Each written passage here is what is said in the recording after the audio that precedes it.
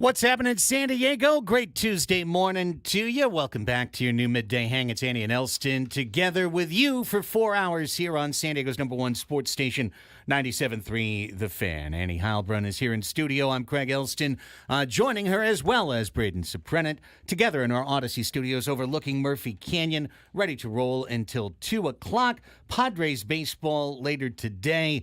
The Vetter Cup continues each year. Our symbolic battle with the Seattle Mariners, our spring training brethren who become our mortal enemies for 4 games. It begins tonight with the home leg, the 2-game set. Annie, I know you spent the whole night plotting, planning. Now, strangely, you did wear kind of a Seattle-ish color today. I feel I'm more representing the Padres vibe with the San Diego t-shirt here today, but maybe that is illustrative of what happens. You know, Vetter Cup, it tears apart families. It can tear apart talk shows. It's that serious. Fun seeing Kyle Higashioka out there and as he left Ben & Woods, and we should have educated him on what he's about to get into. Right. Kyle, do you know the Vetter Cup is among us? It's here. I mean, you've already fulfilled your promise. You've given us 10 homers, but for the Vetter Cup, could we have another? Please, could we have another? Have you ever seen the Vetter Cup? Do we know that it's an actual cup? No, I've never seen the Vetter Cup. I wonder. I think it's at Eddie's house. It's got to be. It's got to be. It's whichever cup he's using at that particular moment. He really should donate it to Peoria, at least. I agree. I think at first, Eddie Vedder should at least recognize that it is a thing. And that San Diego is backing him in this. Instead of always being like a Cubs fan. Mm-hmm, I think he should recognize that actually it's up for grabs between San Diego and Seattle. We're vying for your attention, not Wrigleyville. Give me a break. Oh, we kid. But do we kid? Vetter Cup is here. It's serious. These 2-game sets, too, they're weird. Something always weird seems to happen. Padres play 2 here at Petco, and then they play 2 at Seattle, somewhere down the line here. I don't have my schedule out. But it is in September. I looked it up. September. Fantastic. I looked it up, yeah. I always feel like something usually happens when the Mariners are in town. And sometimes very interesting and sometimes bad. I mean, last year, I think about the Vetter Cup in terms of going to Seattle, getting shut down by a kid, I believe his name's Emerson Hancock, who came up from the minors, and then Juan Soto saying after the game, sometimes we just give up as a team. And that was kind of like that one game where it's like, oh, this is the one that reminds me of that. I don't want any of those kind of memories for this year's Vetter Cup, but right now, this is an interesting spot for the San Diego Padres because they've been playing very well. Everything's been going well. There's been injuries along the way. They've been winning with guys like tonight's starter, Major on the hill. They've been winning Randy Vasquez starts as well. But now you've got really 5 good starters between here and the All-Star break lined up because you've got tonight Logan Gilbert, who's really handled the Padres in the past. You've got Bryce Miller, good electric arm, now both right-handers. Good news for us. And then you've got Atlanta coming in over the weekend with Lopez and Sale and their rookie Schwellenbach, who's been very good.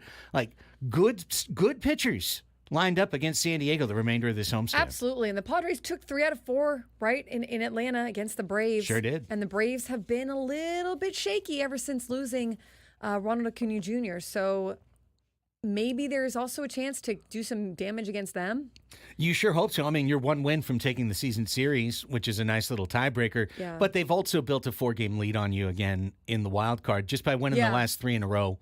It's going to still fluctuate. And as the show goes on, we'll look at some of those fluctuations in terms of where the playoff race stands right now. But you're absolutely right. I mean, they're facing good pitchers. It's not like there's a cakewalk until the All-Star break, and then coming out of the All-Star break, they go on an East Coast trip that is pretty ripe. I mean, they go on a gauntlet. They go on a gauntlet, right? Like it finishes July with some really good teams. It's kind of crazy. I mean, I was just starting, and I know we've got all next week to talk about the second half. We've got a long time with no games next week to talk about the really second half. Really do. But hey, at Cleveland, at Washington, at Baltimore, and then you come home from that 3-city trip to host the Dodgers. Yeah. 11 games, just like, I mean, Washington is the one out of that group, Yeah. right? But you're going there. But you're going there, and I agree, Washington is the one out of that group, except that they had a little beef. They had a little beef in San Diego, so you know Washington's going to play you hard. Even if they get handled by the Padres, they're still going to play competitively. So getting from here to the deadline is a huge part of the equation that A.J. Preller is trying to figure out on a giant whiteboard, I'm assuming, in the back of his office that looks like a crazy calculus equation right now. He's trying to figure out, how does this team get to the deadline in a position that allows him to do what we all would want him to do at the deadline, which is to make acquisitions, to make some big moves that helps really position this team for the future. It's really interesting to look at it in that sense. 5 before the break, 11 after the break. Every single one of those games a very difficult game. That's a 16-game stretch that the Padres need to at least go 500 through, I'd say. Yeah, I would imagine the same. I would think the same. And, you know, the Mariners, it's interesting, and I know we'll get into them more, but offensively, they're like last in the league. You know, they're the opposite of the Padres. They've been pretty subpar offensively, but their pitching holds them down, and they've had really good pitching. They're one of the best in the league on that end. And so it's going to be a little bit of a matchup here in terms of, can the Padres get enough runs scored? And who was it tonight? You said it's Logan Gilbert. Logan Gilbert. So, handled the Padres last two starts, was it last year? God, and I've gone to past Logan Gilbert starts in Vetter Cups past, and he's tough on the Padres. So, yeah, beat the Padres twice last year, limiting them to a run over 14 innings. However, he allowed 6 runs over his last 11 and 1/3 innings. So maybe getting a little fatigue. I don't know, Logan Gilbert. What's going on? All right, maybe the Padres can take advantage. But for Mazur, I think what you want to watch for tonight, too, is although I do think he's been better and he's been in the zone better, he's not walking as many. He doesn't really go deep in games, right? Usually about 5 innings is what you're probably going to get from him.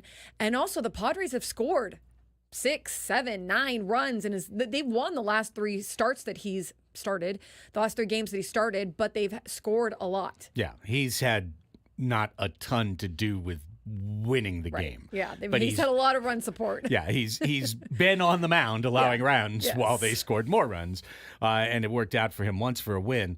But yeah, the team, hey, it's great news when you win games like this. But tonight's one of those games where, I don't know, even with the Padres having played so well at home, the Vegas odds will probably favor Seattle tonight. I mean, you would just guess based on the starting pitching matchup alone. I would. Yeah, that's a tough one because the Padres are so good offensively. Yeah. How will they favor it? That's a good question. Well, either way, what's incumbent is for the Padres offense, rejuvenated after a day off, to come out there and really take the bull by the horns and do what they've been doing at home, which is really control the game on the offensive side of the ball, get the big inning, continue to hit those home runs that have really powered their offense at home, even more so than on the road. And if they can do that, it really sets things in a much better place as this homestand continues, because it could, right now it's right there on the edge, right? You've lost 2 out of 3. And this is what I wanted to bring up before the first segment ends. Looking at the flow of this season, right? Yeah. And we can say confidently, this is a good team that bounces back from adversity all the time. They've had losing streaks that they've followed with lovely winning patches, you know, like mini winning streaks or stacking together series wins like they just did with 4 consecutive series wins. But one thing that this team has struggled with this year is getting themselves out of short losing streaks. And I did this research this morning and found it a little bit interesting. When the Padres have lost 2 in a row this year, well, first of all, they've done that 10 times. Yeah. So that's something to look at already, right? Not letting 1 loss become 2. Well, 10 different times this year they've lost 2 in a row. Well, what have they done after they've lost 2 in a row? Okay, you've lost 2 in a row. Now what? They're 5-5 in games after they've lost 2 in a row.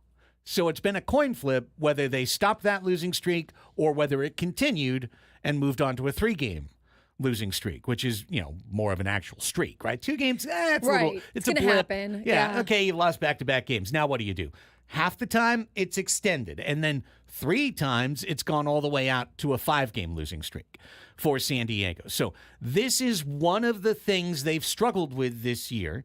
Naturally, when you've got a team that has had inconsistent pitching, which they've had all year long, but taking the 2-game and stopping it cold is a really important thing. They've got to avoid stacking losses because they've just done a good job of stacking wins. You don't want to flush that by stacking losses right out after it. Agreed. No, absolutely. And what a great time to do that. You know, you want to be playing your best baseball, or at least really good, solid baseball going into the break. It just helps with the break. You know, you feel good. You're a little bit over 500, hopefully, or a lot over 500, depending on what they can do.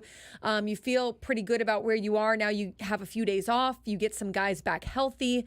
So, yeah, it's really incumbent on them to go into the break having a good rest of, how many do they have? 5? They have 5 games, maybe at least taking 3 of those at least, right? Like having a winning record to finish out this little stretch. And, you know, they had an off day yesterday. They have an off day on Thursday.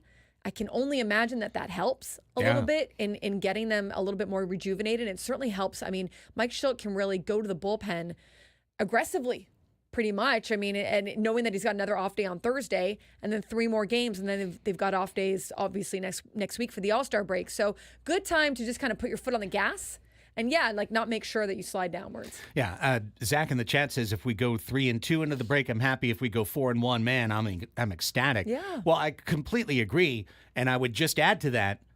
And if they go 2-3, it's not the end of the world. it's acceptable. Yeah. You're 3 games over at the break. Yes. You're still going to be in a playoff position, virtually guaranteed. Not that it matters. Playoffs don't start yet. But just like the exercise we had, well, playoff game 1 today. Who do you start? Well, there's no playoff game 1 today. It doesn't matter. You don't have to answer. But I think at minimum, you need to get a win against Seattle, and you need to get at least a win against Atlanta. If you get a win against Atlanta, you have clinched the season series against them. You've done a good job overall. Now, do you want to get greedy and win them all? Absolutely. You want to get greedy and you want to win every single one of these games and turn it into another great homestand and be stacking great homestand, great road trip, great homestand. Yeah. You've still got that in front of you. Absolutely. This is a fun team. It's a dynamic offensive team. It's a team that's played near the top of its range, I'd say, much of the season. Are they going to be able to have the pitching to get through these 5 and the 11 before the trade deadline in order for AJ to give them more pitching to get through the rest of the season and get to the end? That's the big question mark now. Absolutely. And as things heat up and we start talking more and more about the trade deadline and what's available, and that's going to be a big question mark for them right now too, is like, what's Joe Musgrove and Yu Darvish, how much do you gamble? Because remember too, it's not even that like when they come back. I mean, Yu Darvish coming back would be amazing, but he's got to still ramp up. He's got to still get his arm going before he can get on the mound. And so, you know, shouldn't take too terribly long, but you've got to factor all of that in. So some decisions for this front office for sure, and some kind of rolling of the dice that they might need to make depending on how much certainty they can get before the trade deadline or not get. And then you have all the questions too about like, you know, what exactly do you want to give away, and how close do you think you are, and how much do you think you can do with what you already have? I mean, I know we kind of gloss over it. You don't. I know I sometimes do. He did make 2 big moves already with Dylan Cease and Luis Ariz, and that has helped them get to this point. Yeah. For sure they need some more pitching help. There's like probably not any team that's hopeful for the playoffs that doesn't need more pitching help. Most of them do. And hopefully he can get creative and find some pieces there, you know, and be able to make something happen. But it helps a lot that they were able to make those 2 moves at the beginning of the season. As this show goes forward here, I think we're going to have a lot of fun baseball talk for you and cover most of these topics that you've heard touched upon in the first segment at length. Coming up in our 11 a.m. Padres Deep Dive Hour, it should be fun. We're going to get into something that I know you guys discussed both last Wednesday, and also Braden discussed at length on his show on Friday when he filled in for both of us. But you hadn't had me in the conversation yet. So here I come, because the question is, as Xander Bogarts potentially returns today, if not very soon, that puts you into a decision matrix again. The funny thing about the team playing so well recently is they've been doing it at their peak time of losing star players to injury. However, when they come back, it's easy when Tatis comes back. You take the kid from AAA and throw him back in there. But that's not what the situation is on the infield.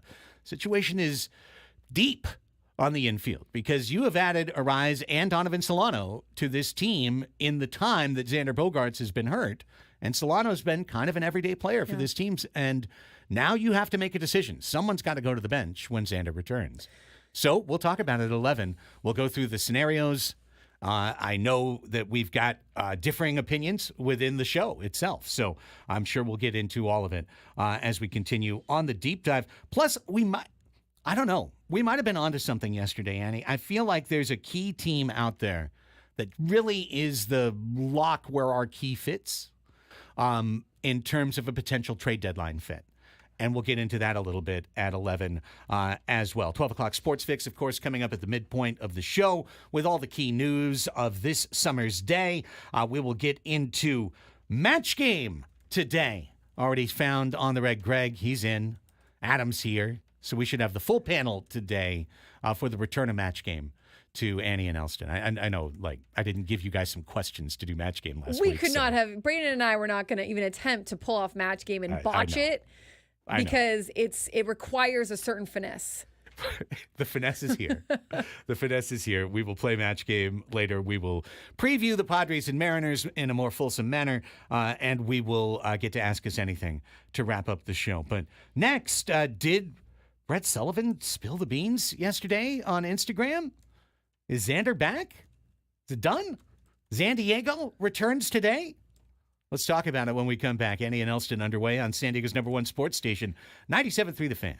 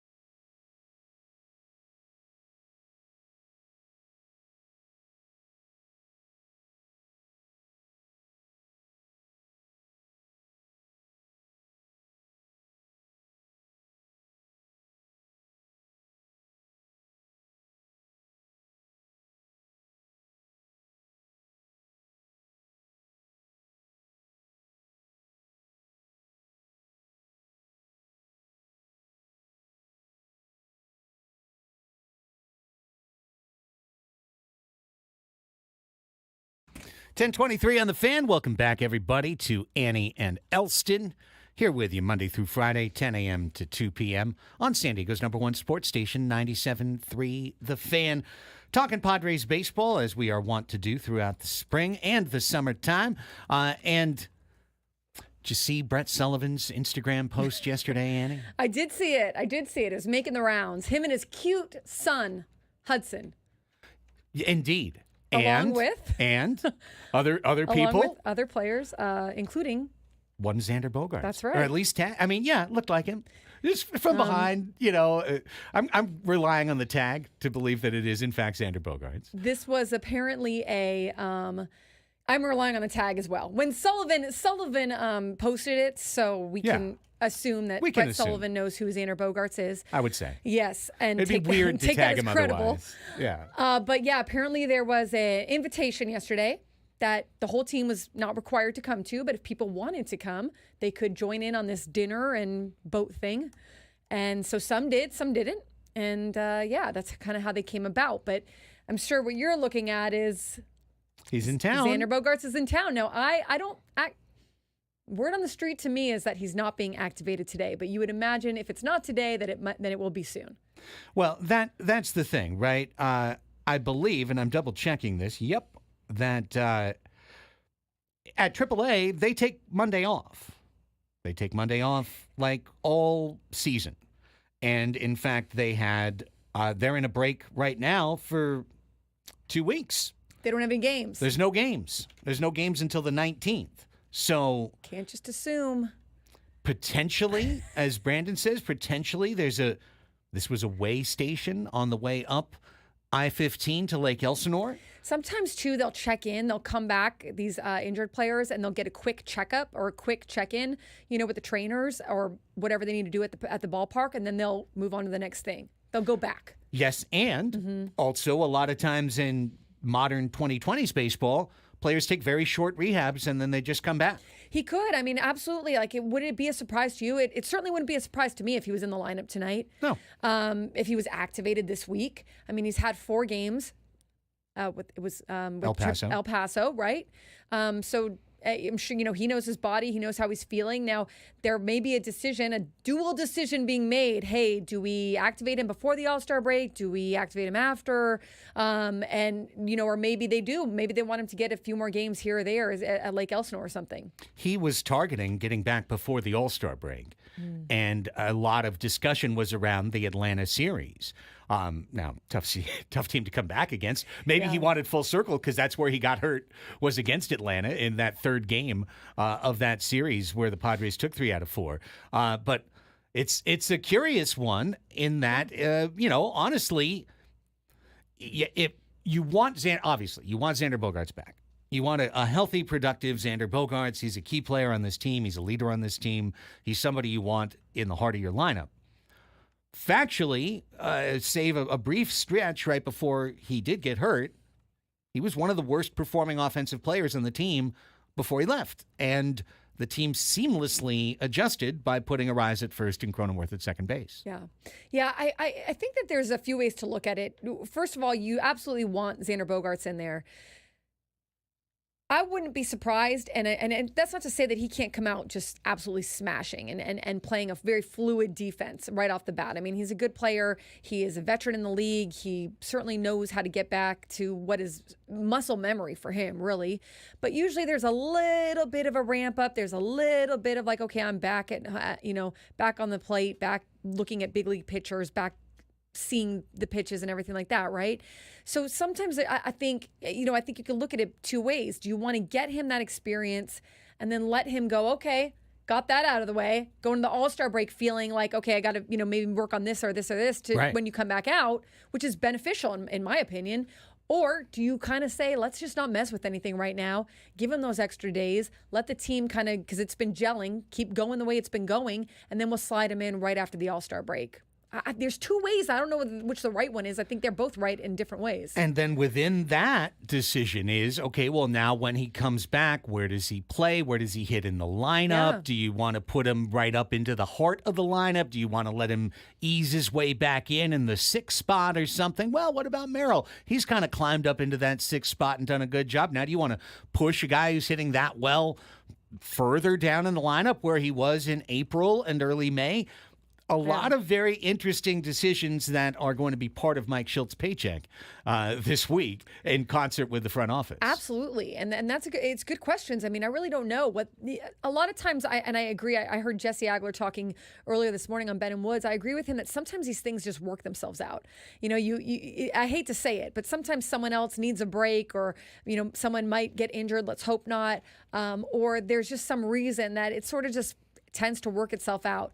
But for right now, they've got a bit of a logjam. They've got a bit, and it's great, right? It's champagne riches or whatever. What is that problem? Champagne problems. Thank you. Yeah. I knew it wasn't that. But at the same time, like, the team has been doing well. It's not that I think Xander's going to make the team do poorly. Xander's going to be a benefit, but how do you make it work so that everybody's kind of at their best still or close to their best? Right. It's a key decision. It's one that we're going to continue to chew upon when we get to the 11 a.m. hour. But after this break on Annie and Elsten, let's talk about maybe the exact thing that A.J. Preller has to figure out. I think our buddy at Letters to A.J. really put his finger on it this morning. We're going to discuss that when we come back. One thing that in terms of that big equation on the whiteboard, he's got to get this part of it right in order for the Padres to get to the finish line and make the playoffs. And we'll discuss that as we continue. Annie and Elsten on San Diego's #1 sports station, 97.3 The Fan.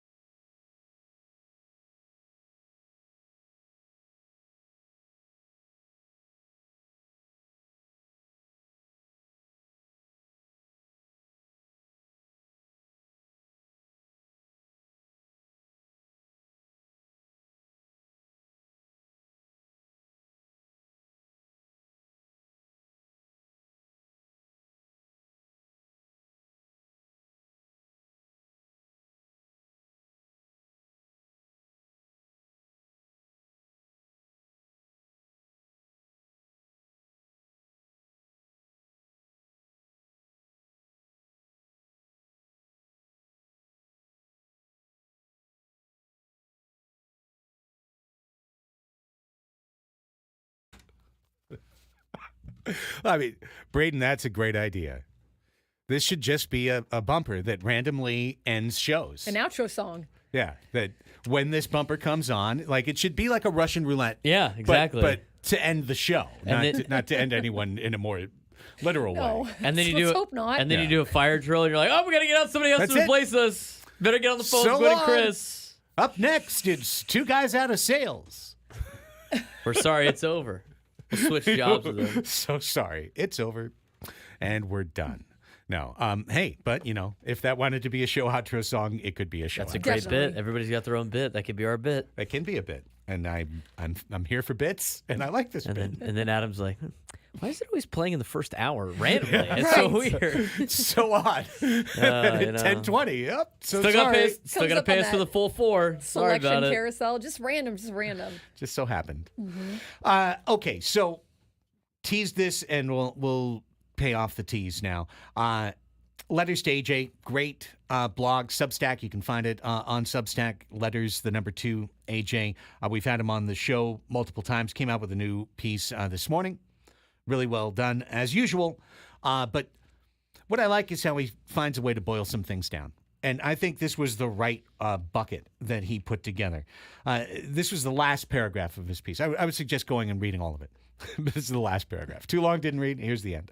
A.J. Preller has the unenviable task of prognosticating, that means, predicting, what the Padres will get from Randy Vasquez, Adam Mazur, Joe Musgrove, Johnny Brito, Johnny Brito. Wandy Peralta, Enyel De Los Santos, and Yuki Matsui down the stretch. This is where his attention should be. This month will be all about the looming trade deadline. This team needs to level up, and Preller has more information than anyone on the planet about how to do that. With limited trade capital, it's going to be fascinating to see where Preller places priority. But I couldn't agree with him more because, and we've talked about this so much on the show, Annie, it's just getting further and further crystallized. There's a very limited pool of available pitchers that are going to be on the market at the deadline. There will be a handful more that will present themselves over the next 2 weeks as a couple of teams make that decision and decide to slip over in a seller's market and become sellers. But more teams than not are going to be looking to buy than are going to be looking to sell at the deadline. All those teams, whether they have other needs, they all need a starting pitcher. They all need 2 starting pitchers. They all need a reliever. They all need 2 relievers. So this market is going to be fraught with risk. Extremely high costs are going to be assigned to pitchers that you could have signed yourself in the offseason for a certain amount of money.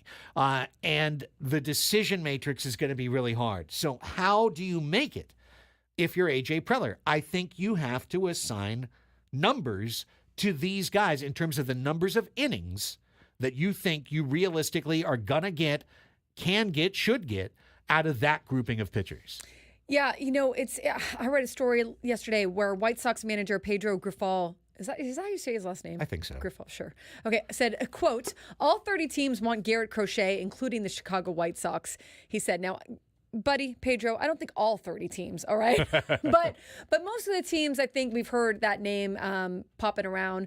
However, again, a Garrett Crochet, it's just an example that's come into my mind because if you're looking at how many innings does a pitcher have left for the guys you already have on your team, well, now you're looking at bringing another guy and asking how many innings does this guy have left? And right. Of course, Garrett Crochet is really likable because you have control over him for future years, and it's a low cost, and he's got versatility between the bullpen and the starting rotation. How many other pitchers are there out there that are like that? A lot of them either are a much higher cost or rentals, or you're not exactly sure where their arm is at in terms of how long they can go, either because they're maybe older or have had some inconsistencies. So how much do you and how much could AJ kind of blow up his farm? Is there enough to even blow up? I mean, we know about the top 4, but beyond that, what else could you blow up? So there's a lot of questions there for sure in terms of how he's going to look at this. But yeah, how many innings are left on in this rotation, in this bullpen? Yeah, just to put names to that discussion, because I think you're exactly right. Salas and DeVries are 1-2 in the system, right. And then Snelling and Lesko are 3-4, 2 unproven young pitchers who Neither one of them has had a very good year this year in the minor leagues. However, that doesn't mean that they've lost their prospect luster Right. for the Padres. The Padres still think of them highly for the future. Fifth on their list right now for prospects is their number 5 starter, Adam Major. He's fifth on the list. He's already pitching for the team right now. Not very well. Let's hope it gets better tonight. Let's hope he has a breakout start and shows you why he's earned that ranking. But when you talk about, oh, well, we're not going to touch our top 4. Okay, well, the fifth guy is the guy you currently have to pitch every fifth day. So are you trading Adam Major in a trade to get a different starting pitcher? Okay, maybe. Are you going to trade the rest of that kid's career for 11 starts of somebody coming through the front door? Because with a lot of the pitchers that you're talking about, it's going to be exactly that. It's going to be 11 or 12 at the max starts. This kid's got 5.5 years left in his career. I know the first 6 starts haven't been anything, to put up on the wall or on the refrigerator, but that's the type of decision-making that AJ has to make, because he can't just go Marcy, Martorella, Dylan Head, loop it all together in a bundle and send it out the door. Yeah, exactly. And while you are, I think the Padres are, the Padres are win now. We can all agree on that, right? Like, they win now. Yeah. Yeah, but you also do have to look at, the future in terms of what are you going to have? I mean, that's part of his job. Of course he can restock and he can continue to restock the farm, but you're still going to you're going to find yourself in this position next year with needing arms if you kind of burn everyone away and don't have a plan for the offseason in terms of being able to, get some guys in that can step in when some of these other arms are either leaving or not able to pitch for a various injury or another. So, you still have to have some kind of eye on the future. You can't just completely disregard the future. Of the grouping of Vasquez, Major, Musgrove, Brito. I forgot.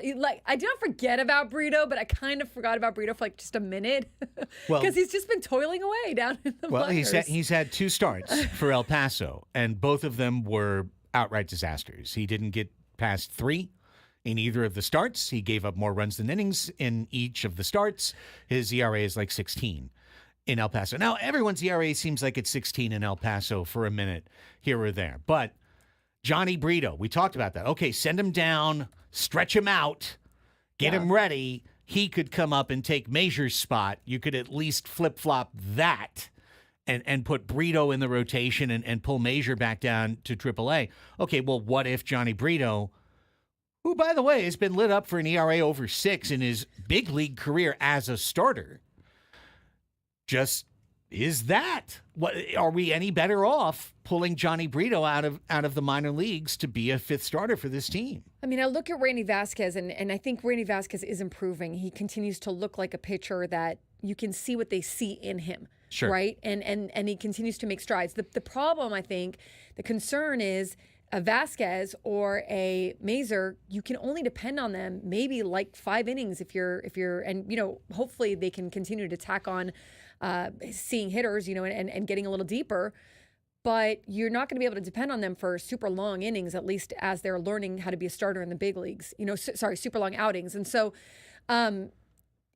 while I think Johnny Brito is it's great because he's getting a chance to work on stuff. He's getting a chance to work on how to be a starting pitcher in between starts where he did not get that chance while he's a reliever, because you never know when you have to pitch that day, right? Like, he doesn't have a lot of time to work on things. So he's getting that opportunity, and I'm sure that they're working with him on things that would prevent him, or hopefully prevent him from being the guy that had that huge ERA when he was a starter previously, right?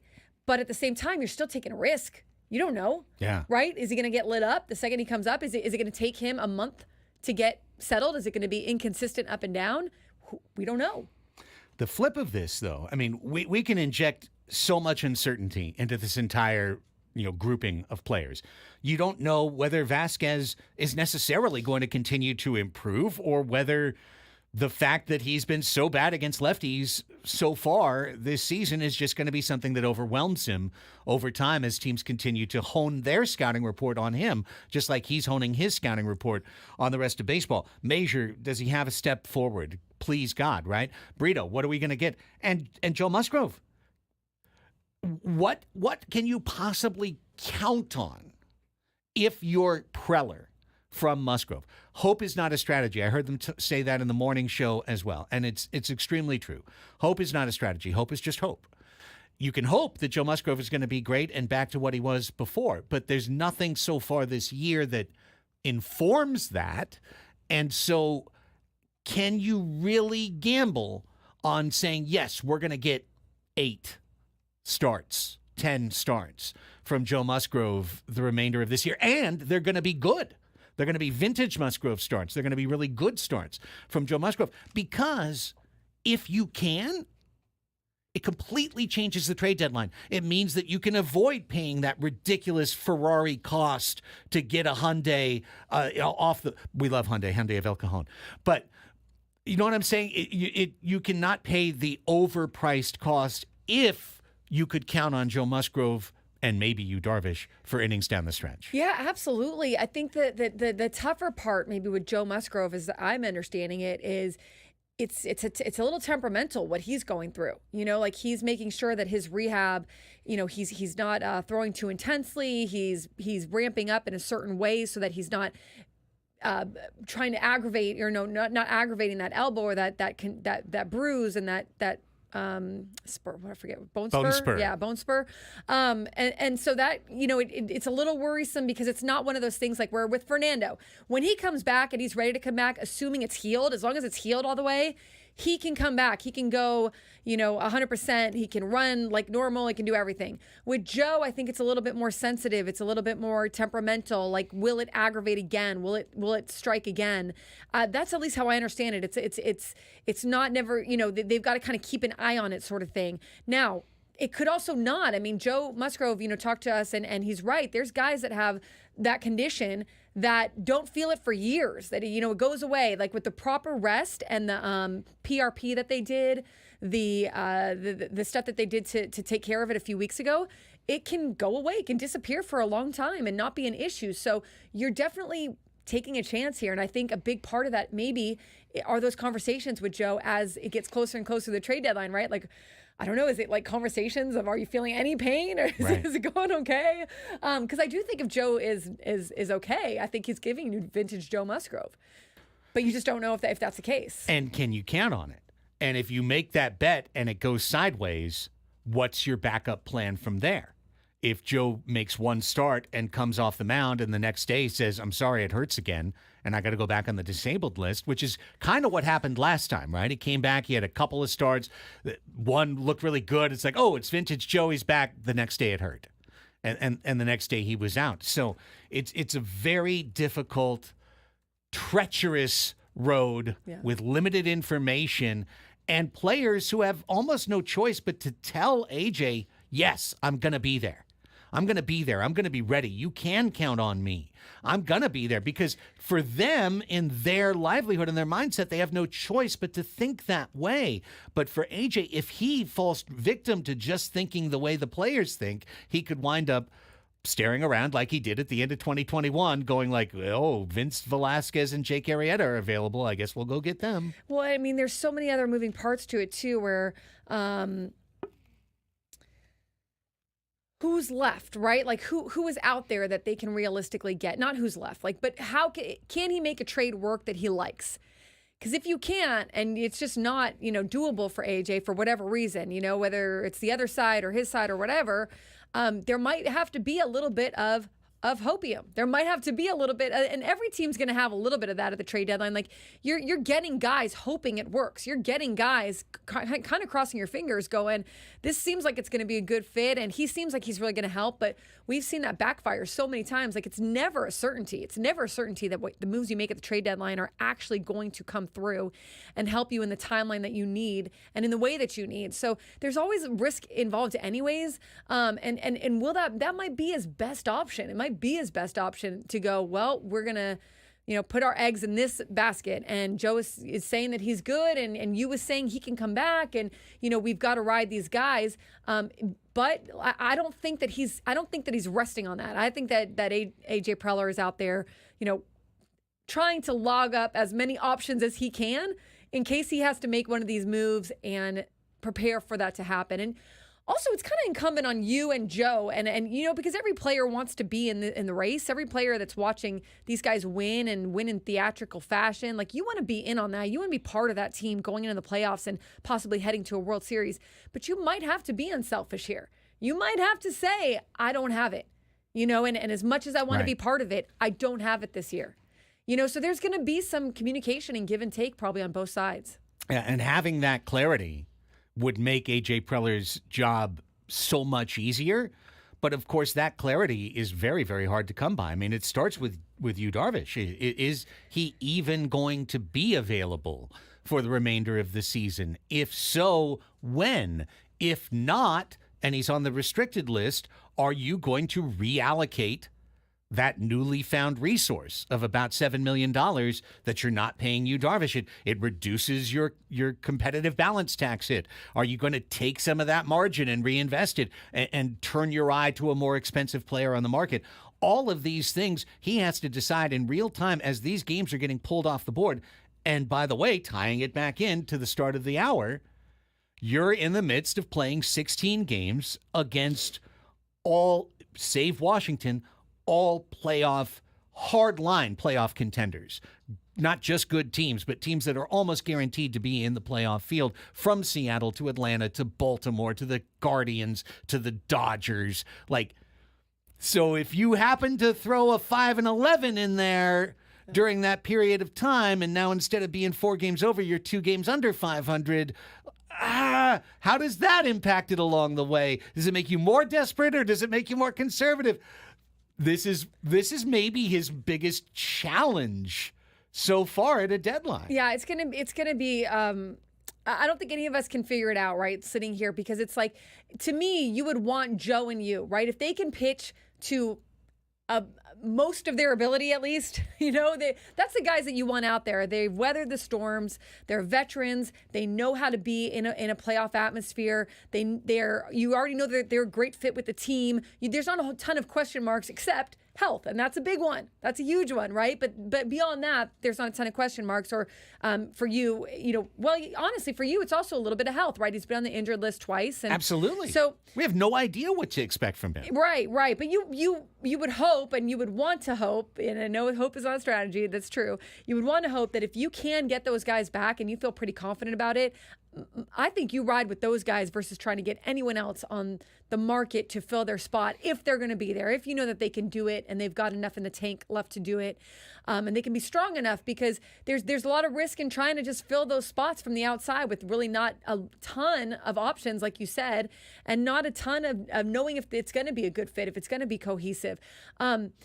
So I think that's like your first, you're probably hoping that they can come back and they can do it. And then the other thing that I think is playing with this front office a little bit is the National League. I mean, you look at the Diamondbacks last night; they had a chance to get another game up on the Padres. It was a huge loss for them last night. It was a huge loss for them. It was their closer last night again, right? Paul Sewald blew his 3rd consecutive save, giving up a home run. I mean, they had that game won, not for the blown save. So as the National League continues to kind of flitter about, how much do they look at that too and go, okay, we can, that gives us a little bit of breathing room, or not, or we know that this is going to turn around in the second half. Someone's, this isn't going to stay this close, and we've got to be the team that really is aggressive. Yeah, and as it stands right now, as we wrap up this hour, I think about the 2022 team as well, because that team, kind of like this team, you said you just got to get to the playoffs, and when you do, you shorten the staff, and you've got the guys, you've got the guys that you need. But then when you got to an NLCS and you got past the top 3 of Joe and Snell and you, then you had to have that Clevenger start in there, and that was the start that turned the NL Championship Series, when you're up 4-0 and you can't win that game and your starter doesn't get out of the first inning. That completely turned that NLCS. So the Padres are in the same spot, you except a little bit shakier, right? Because as it stands right now, Cease, Waldron, right? And then King, that you'd have to go. We were talking about putting him in the bullpen for a playoff run in the past. Now he'd have to be your number 3. And then when you had to go to a 4th starter, it'd be Randy Vasquez. Yeah. I mean, I don't think anyone's going to feel comfortable. I hope he turns it, just ramps up his production and he's amazing the rest of the season. But I don't think a lot of people would be comfortable handing Randy Vasquez the ball in a must-win playoff game. But that's where you are. So it's wow, such a difficult road for A.J. Preller. One of his most complicated, nuanced roads. And with all of this, you got to stay under the CBT and you can't completely gouge your farm system so that it's gone. Yeah. Wow. You have to make good decisions. I mean, you can't just make like desperate decisions. Yep. We got to take a break. Let's go, and we'll come back with the Padres Deep Dive Hour. This should be a fun one. Xander Bogarts, he's coming back, whether it's tonight or whether it's Friday or whether it's next Friday. He's coming back. When he does, how does he fit in for the remainder of the season? We will discuss and debate when the Padres Deep Dive Hour returns. Annie and Elsten on San Diego's #1 sports station, 97.3 The Fan.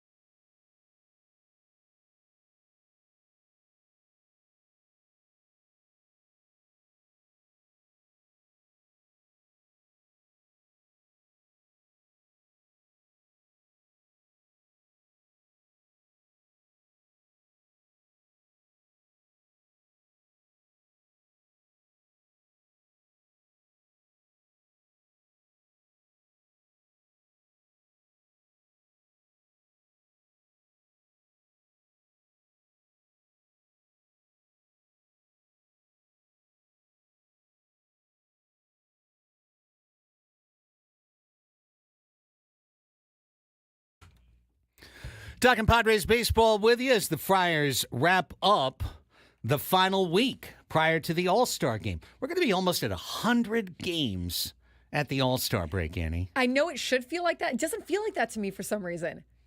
It feels It's, more like 60. I don't know why. yeah. Well, that's, you're in the middle of it, right? Yeah, maybe you're just, you just kind of roll along, You do. Baseball is an everyday thing, right? It's just every day, and then you look up and you go, holy cow, the Yeah. summer's almost gone. And we're not quite there yet, but we're in the heart of it right now. No, but I was thinking about that yesterday. I mean, I know this sounds great, guys. After July comes August, September. We're getting there. I mean, it's pretty much. I feel like it was yesterday that we were in April. Yeah. And now we're getting to the point of 50-something games remain. They'll be at 98 when they get to the All-Star break. 98 played, 64 left. That's it. $64 million question for the Padres. How do those games play through to get them to a playoff where you feel like if the team's full strength, if the team's healthy, if they've got Nando back at full form, if they've got Bogarts back at full form, and you incorporate that with all the good news that's happened this year, that this team has the ability to do damage in a playoff, that you'll look at a Braves lineup that's coming up this weekend or a Dodgers lineup and you say Milwaukee, almost anyone but Philly, really, and say, boy, we stack up with them. Maybe we're better than them 1-9. Yeah, absolutely. I mean, I don't think teams want to play the Padres. I think that they have seen their ability to be resilient, their ability to not quit, their ability to put up these big innings where they score 6+, 9+ runs, right? And they've got a team that has good players. Like, you can see that, from top to bottom. And so, yes, while they have had some tough stretches this year, the Padres certainly have, and they're still just right around 500. I mean, that's not debatable. 4 games still now over 500. Is that right? Yeah. But which is good, right? Like, they built themselves a little bit of a buffer over 500, and that's at least helping them get into that All-Star break, staying right in the thick of that wild card race. But I think that, you don't want to be facing them now. These are 2 very important months coming up. I mean, I think about what you just said, 60-some games left. Okay, well, the Padres have already blown through that, right? They're at 98 games, or what did you say? They will be. Yeah, they're at 93 now. Okay, Yeah. so you're like, well, that's fine, but those 2 months that are left are very, very important, and you'll have guys tell you all the time. You can look at this 2 ways, and I think that the way the Padres are looking at it, they are right in the thick of it, and they get hot there in September. They get hot there. They continue to maintain ground, have a good August, a solid August, but stay hot, be able to be hot in September, riding into the playoffs. That's the recipe. It's not always who has the best regular season and who's got the most talented team. Sometimes it's really literally like playing good baseball and the timing of it at that final stretch of the regular season, taking that into the playoffs and then maintaining that hotness, maintaining that streak. So I think that they look at themselves that way. We can do this. Yeah. And they can. They absolutely can. And having said that, they are also a team that has been playing at their best with key pieces shelved, the kind of pieces on the shelf that you generally would say would sink a team like the San Diego Padres. The one that we just talked about for several minutes, and you can go back on the Odyssey app, you can go back as a podcast and check it out as well, was obviously on the mound. Yu Darvish, Joe Musgrove, your numbers 1 and 2 starters coming into the season have given you nowhere's near what you expected or what you need during the season. So what are they going to do with the pitching? We just discussed that. In this portion of the Deep Dive Hour, let's talk about now a new complication / as you said, champagne problem for the Padres, which is, what are you going to do now that Xander Bogarts comes back into the lineup? Whether it's today, whether it's Friday, whether it's a week from Friday, Xander Bogarts is coming back. He's rehabbing. He's back from the shoulder fracture, and he'll be in this team's plans in the quote-unquote second half of the season. There's no question about that. Yeah, absolutely. No, he definitely will be, and you want him to get hot because he's going to be part of the Padres' plans going forward. So you want him to find a swing, come back. Hopefully, this break for him, a start of the season that is no secret because he says it all the time. Xander does, was really terrible for him. Not anything that he wants to relive. So, you go ahead, you have this injury. It gives you a chance to also reset, come back the way you want to, work on that two-handed swing, that follow through with the two hands should hopefully help him a little bit. So he's been doing all this, and yeah, like you have to kind of get him into this lineup and producing the way that he knows how to produce, so that you can typically make that run. Because I just want to say, like, as much as the Padres do look like a team that you don't want to face in the postseason, or you don't want to face when it comes down to really defining games in September that are for the wild card spot, or if something crazy happens for the division spot or whatever, right?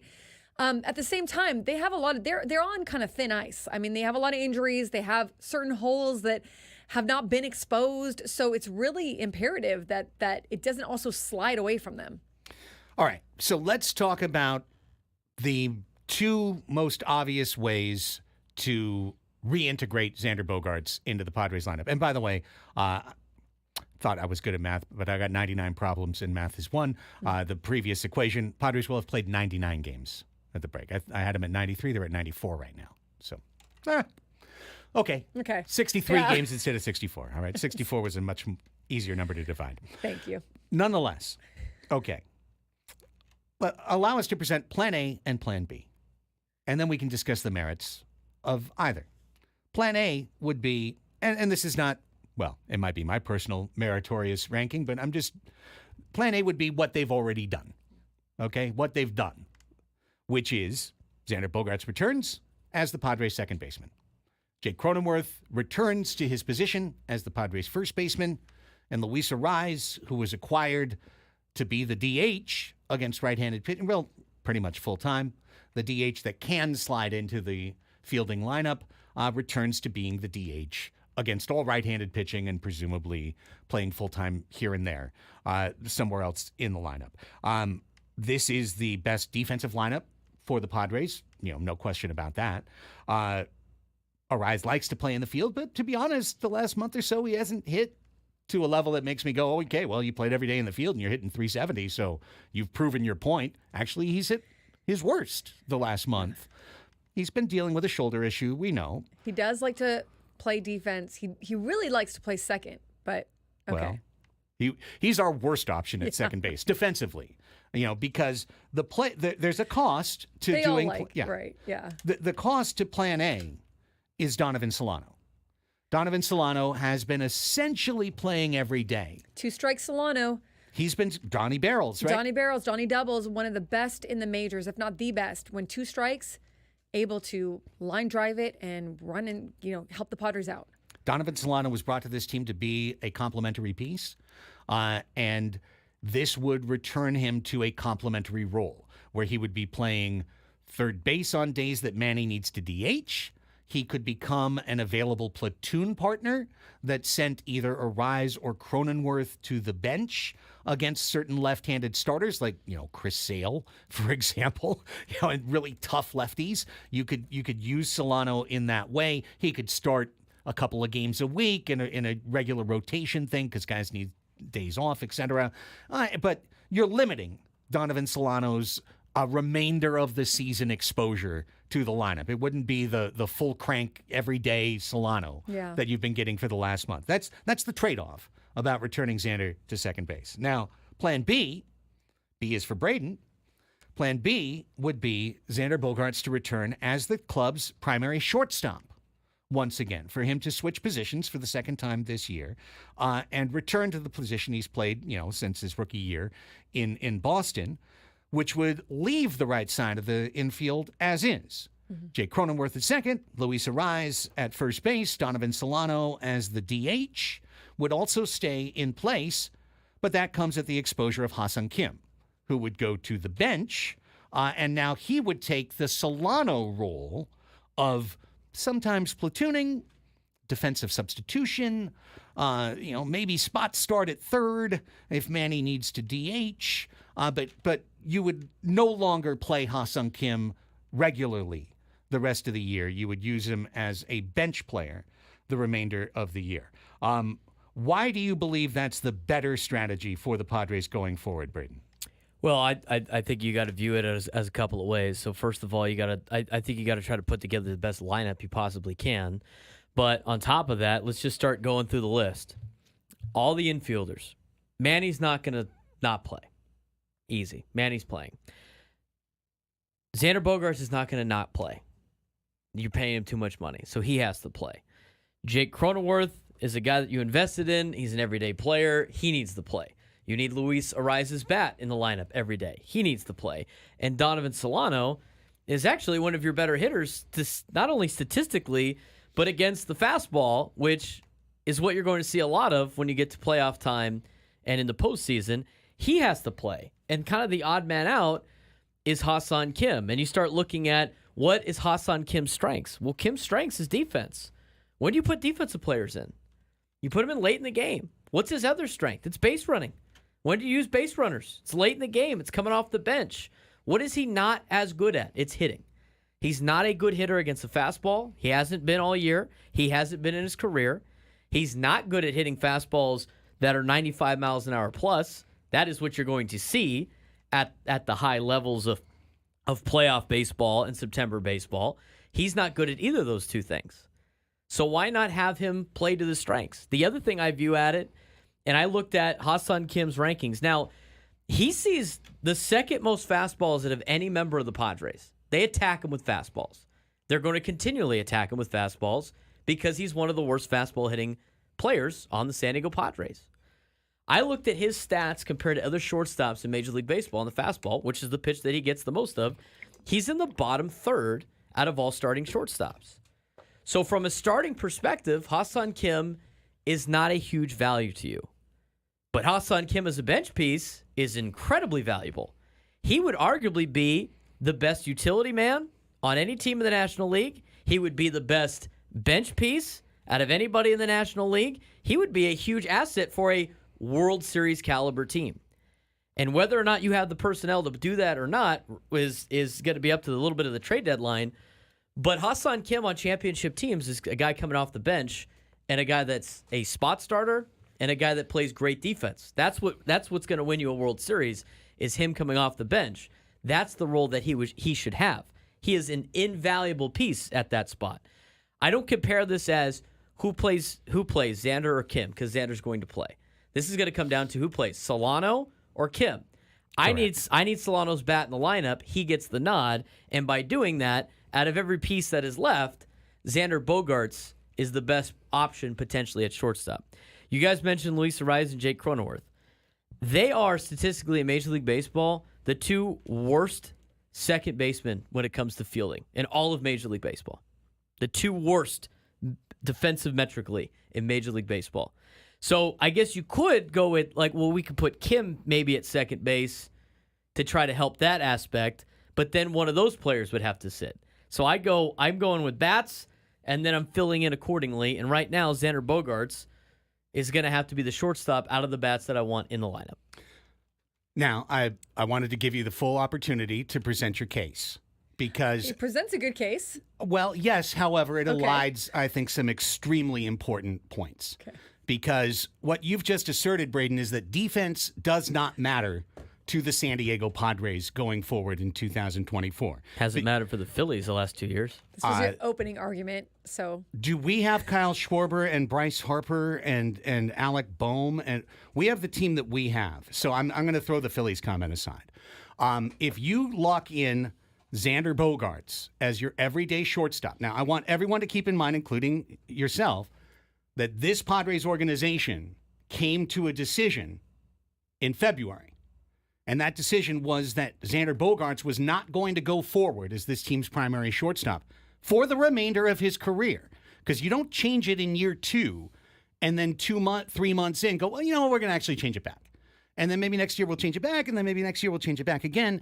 They've moved Bogarts off the position. So by moving him back on the position, that's an organizational switch. It's also keeping Jake Cronenworth, who you just said was one of the worst defensive second basemen so far this year in the National League, at second base. So now you've taken one of the best defensive shortstops out and replaced him with one of the lesser performing defensive shortstops, and you've kept the right side of the infield at your maximum worst defense by keeping Ariza in and keeping Cronenworth in. Now, here's the thing about Ha-Seong Kim. Ha-Sung Kim, I feel, was a little bit too easily dismissed as a bottom third shortstop because of his performance against one pitch, four-seam fastballs. In the actual table of shortstops, Ha-Sung Kim is the 8th best performing shortstop in baseball this year. This year. Oh, he's not hitting. He's not doing that. No, this year, these stats, he's number 8. He's number 8. In what stat? In WAR? In F-WAR. In F-WAR. Okay, so we're talking about F-WAR. Dylan Cease is our best pitcher according to WAR. Well, that's... I mean, according to F-WAR, he's our best pitcher. I mean, you're picking and choosing different stats here. I'm using the single most basic stat. All right, so Dylan Cease F-WAR. is our best pitcher. Okay. And? I'm just saying. I mean, that's the same. Is he our best pitcher right now? Probably not, but he's got a high F-WAR. Does that mean F-WAR no longer works because Dylan Cease has given up more home runs? I'm just saying, front offices, I don't think they're looking at F-WAR too much. I think they are. I don't think they are. And that's why Ha-Sung Kim is going to be a starting player this year and next year and for the next several years from the team that signs him to a free agent contract going forward. Also, Ha-Sung Kim has 10 home runs this year. Ha-Sung Kim has 17 stolen bases this year. Out of the 8th spot in the lineup for this team. He is definitively the best shortstop. So you're completely changing your infield defense in the middle of a playoff run when things are going well and when your number one weakness as a team is your pitching. And you're going to change your run prevention metric by taking Kim out of it because, again, I think you did say it well. Once you put Kim on the bench, he's only a defensive substitute the rest of the year. He's going to spot start in situations where someone's hurt or somebody needs a day at DH, but he's going to start once a week, maybe twice a week, at best twice a week.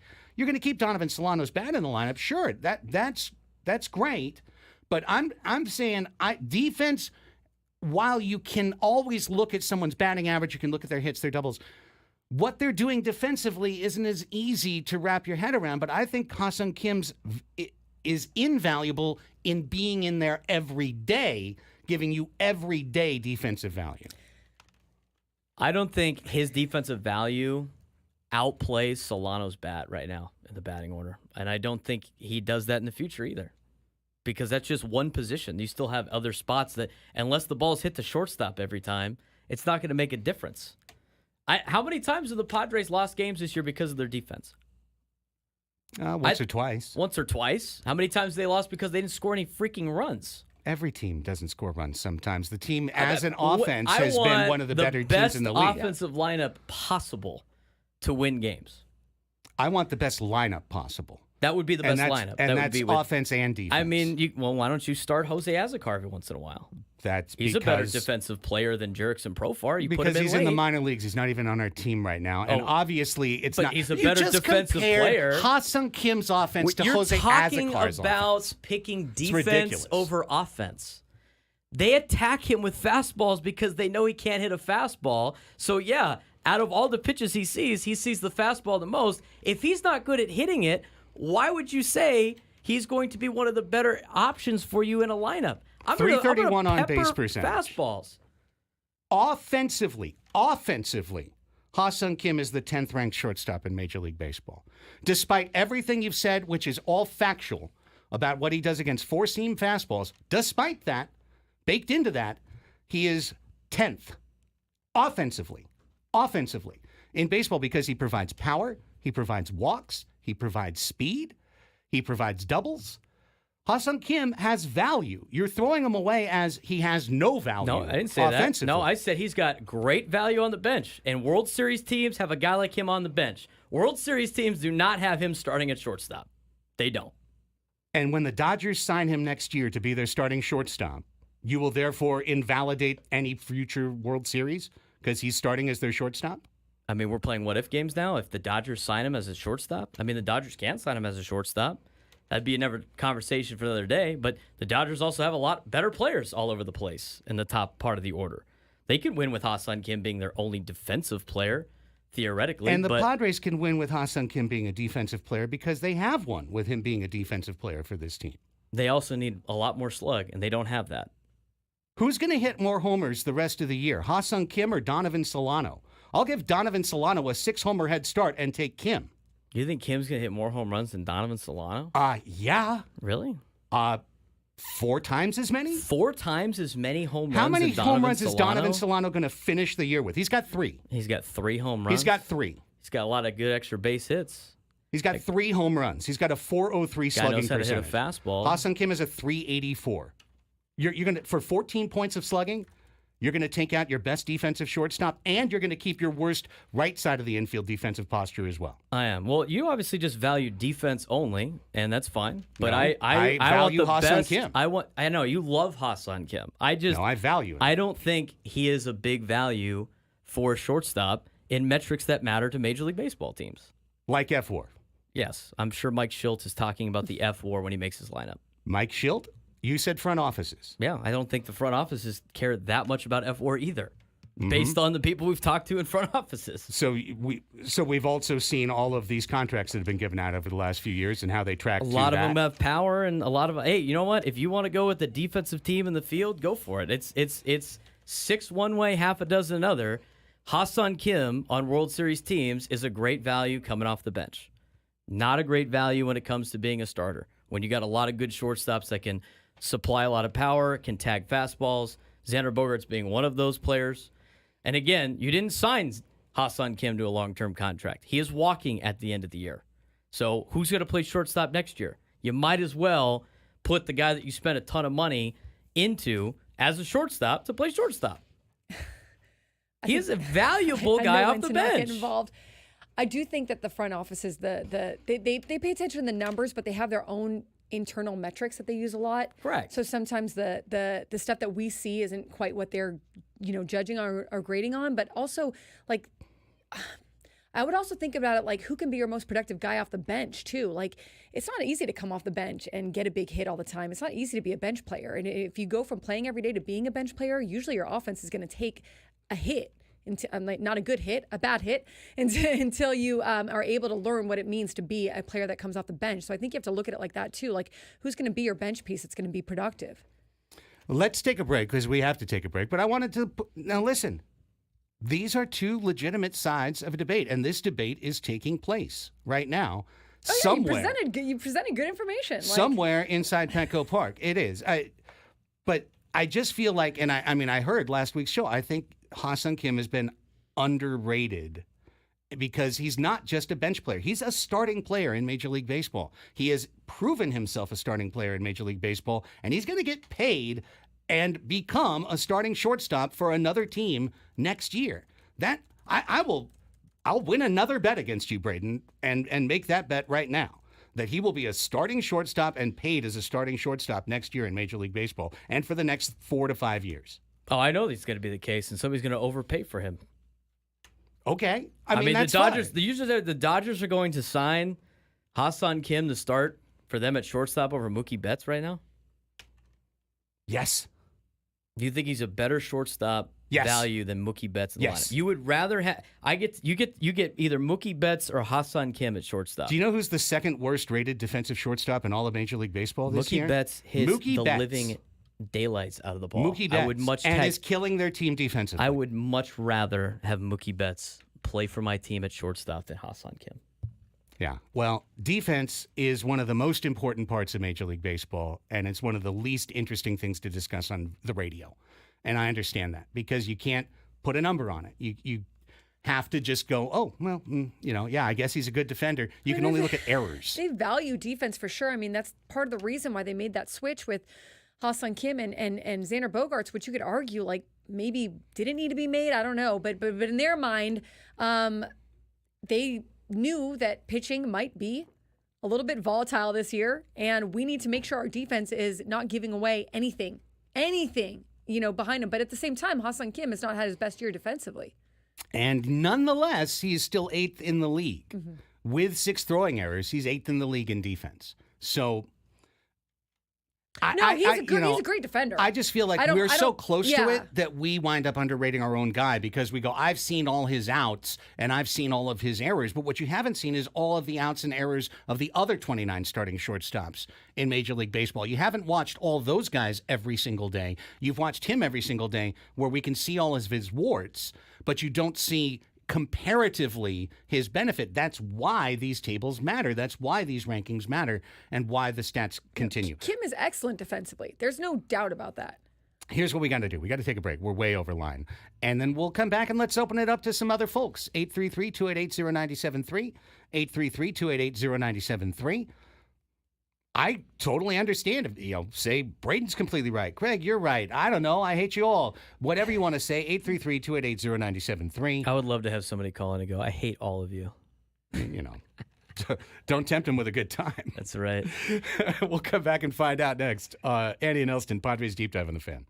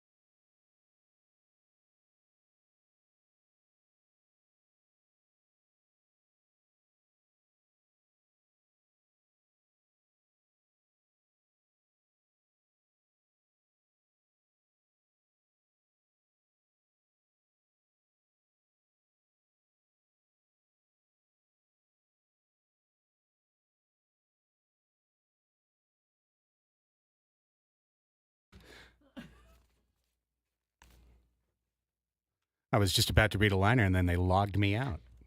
Now I got to log back in. Hang on. Welcome back. Padres Deep Dive Hour continuing with you here on San Diego's #1 sports station, 97.3 The Fan. It's Annie and Elsten. Annie Halbrun, Craig Elsten, Braden Soprano. Annie, Braden and I kind of presented two sides of debate. It turned into Lincoln Douglas for a second.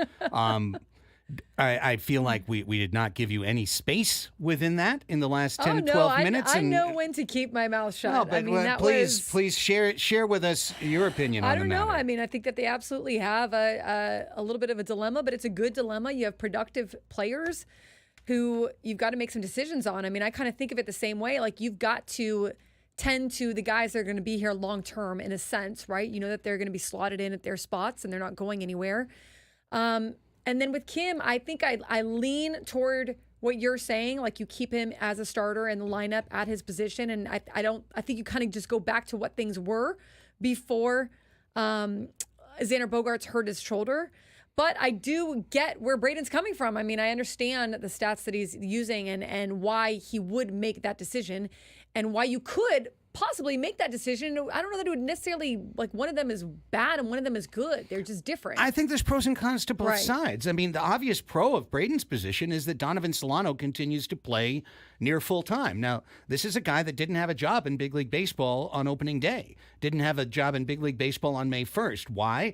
Because he's a particular type of player. He brings bat to ball skills. He brings a high average. He brings a good on base percentage, but he doesn't have a natural defensive position. He kind of hurts you wherever he plays defensively. DH, perfect, but you usually look for more power as a DH. Nonetheless, Solano's bat fits with the Padres' offensive profile as a team out in an outstanding fashion, and he's a guy you can count on for clutch hits. However, how do you weigh that against having your best defense on the field every day in everyday big league baseball? Braden's made his case. I've made my case.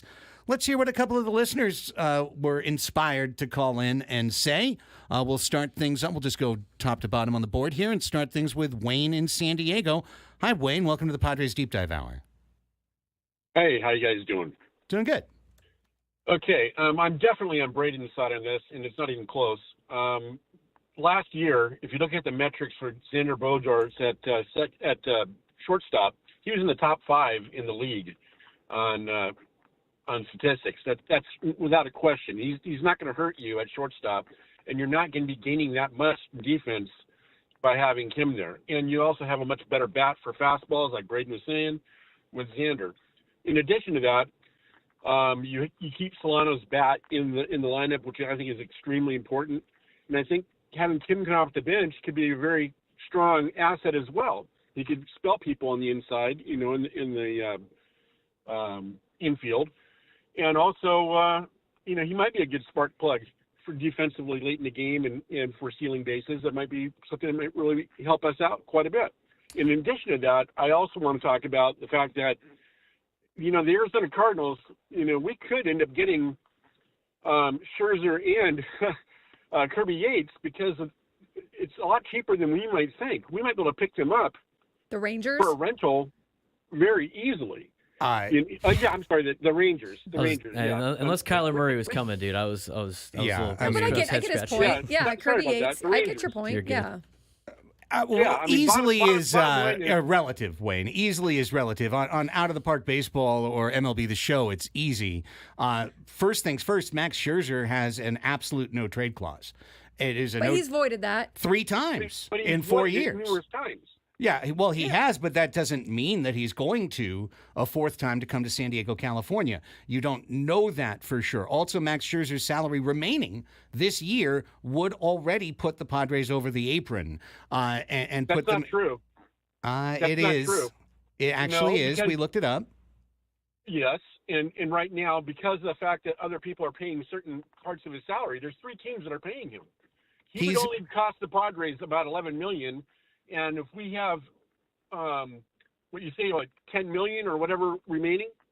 Yeah, if he costs you 11 and you have 10 remaining, that puts you over by 1. Thanks for the call, Wayne.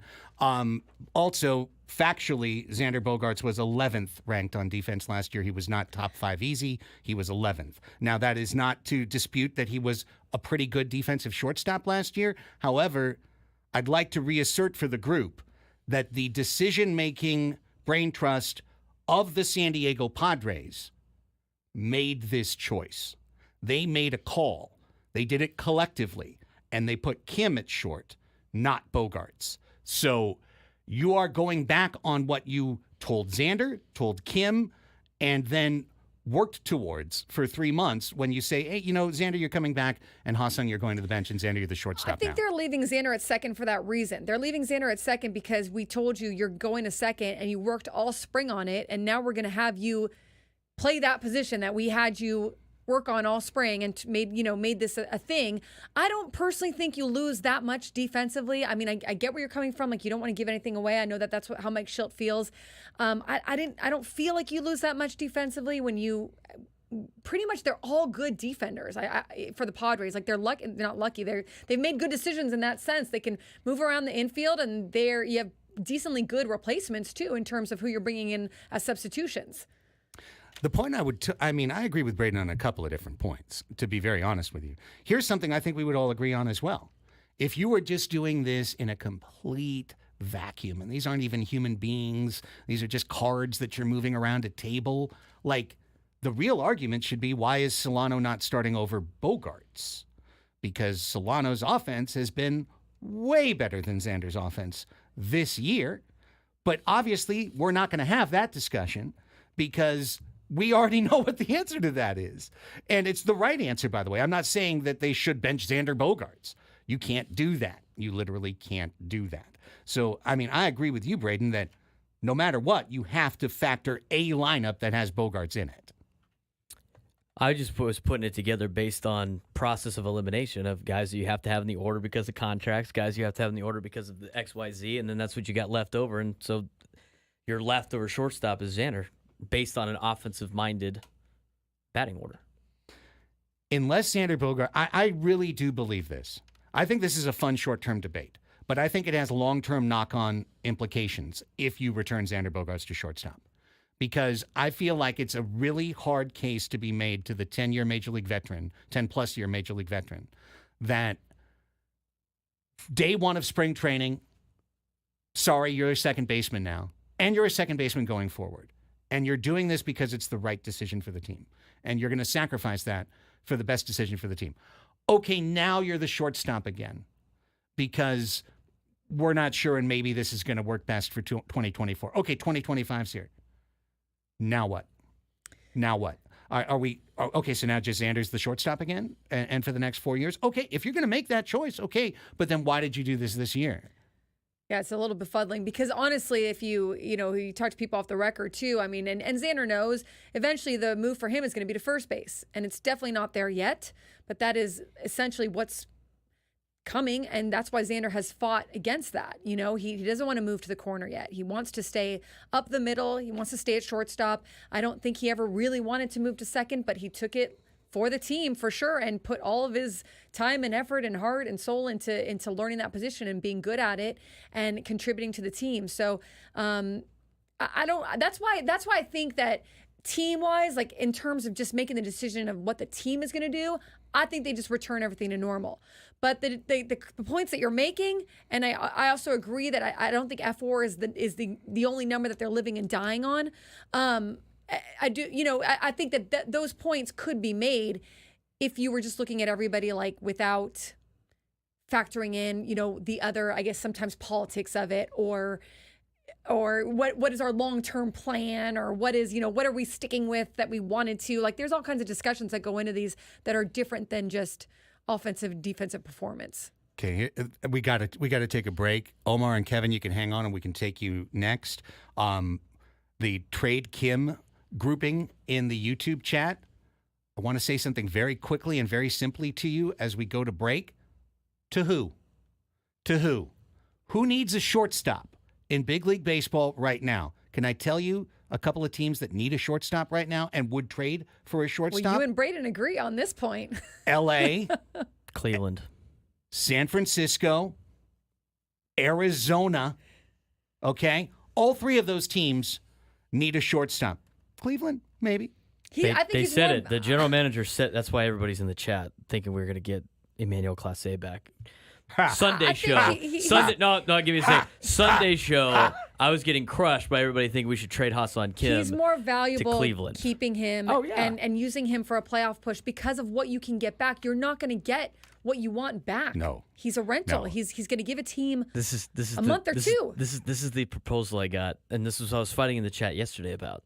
So Cleveland's general manager went out and said, "I'm willing to trade bullpen depth for starting shortstop," which means everybody immediately was like, We're gonna send Kim to Cleveland, and we're gonna get somebody back." Quote Craig, "better than Enyel De Los Santos." Hey. Yes, Wow. Absolutely. Yeah, I imagine that sick. they would trade Nick Sandlin for Ha-Sung Kim. Hey, you guys want Scott Barlow back? Precisely. I've got an update on Xander Bogarts. Yeah? Oh. Kevin Acey on Twitter. Tease when we come Okay. back. When we come When back. we come back, because these decisions will have to be made. Annie and Elsten will pay this tease right after this on The Fan.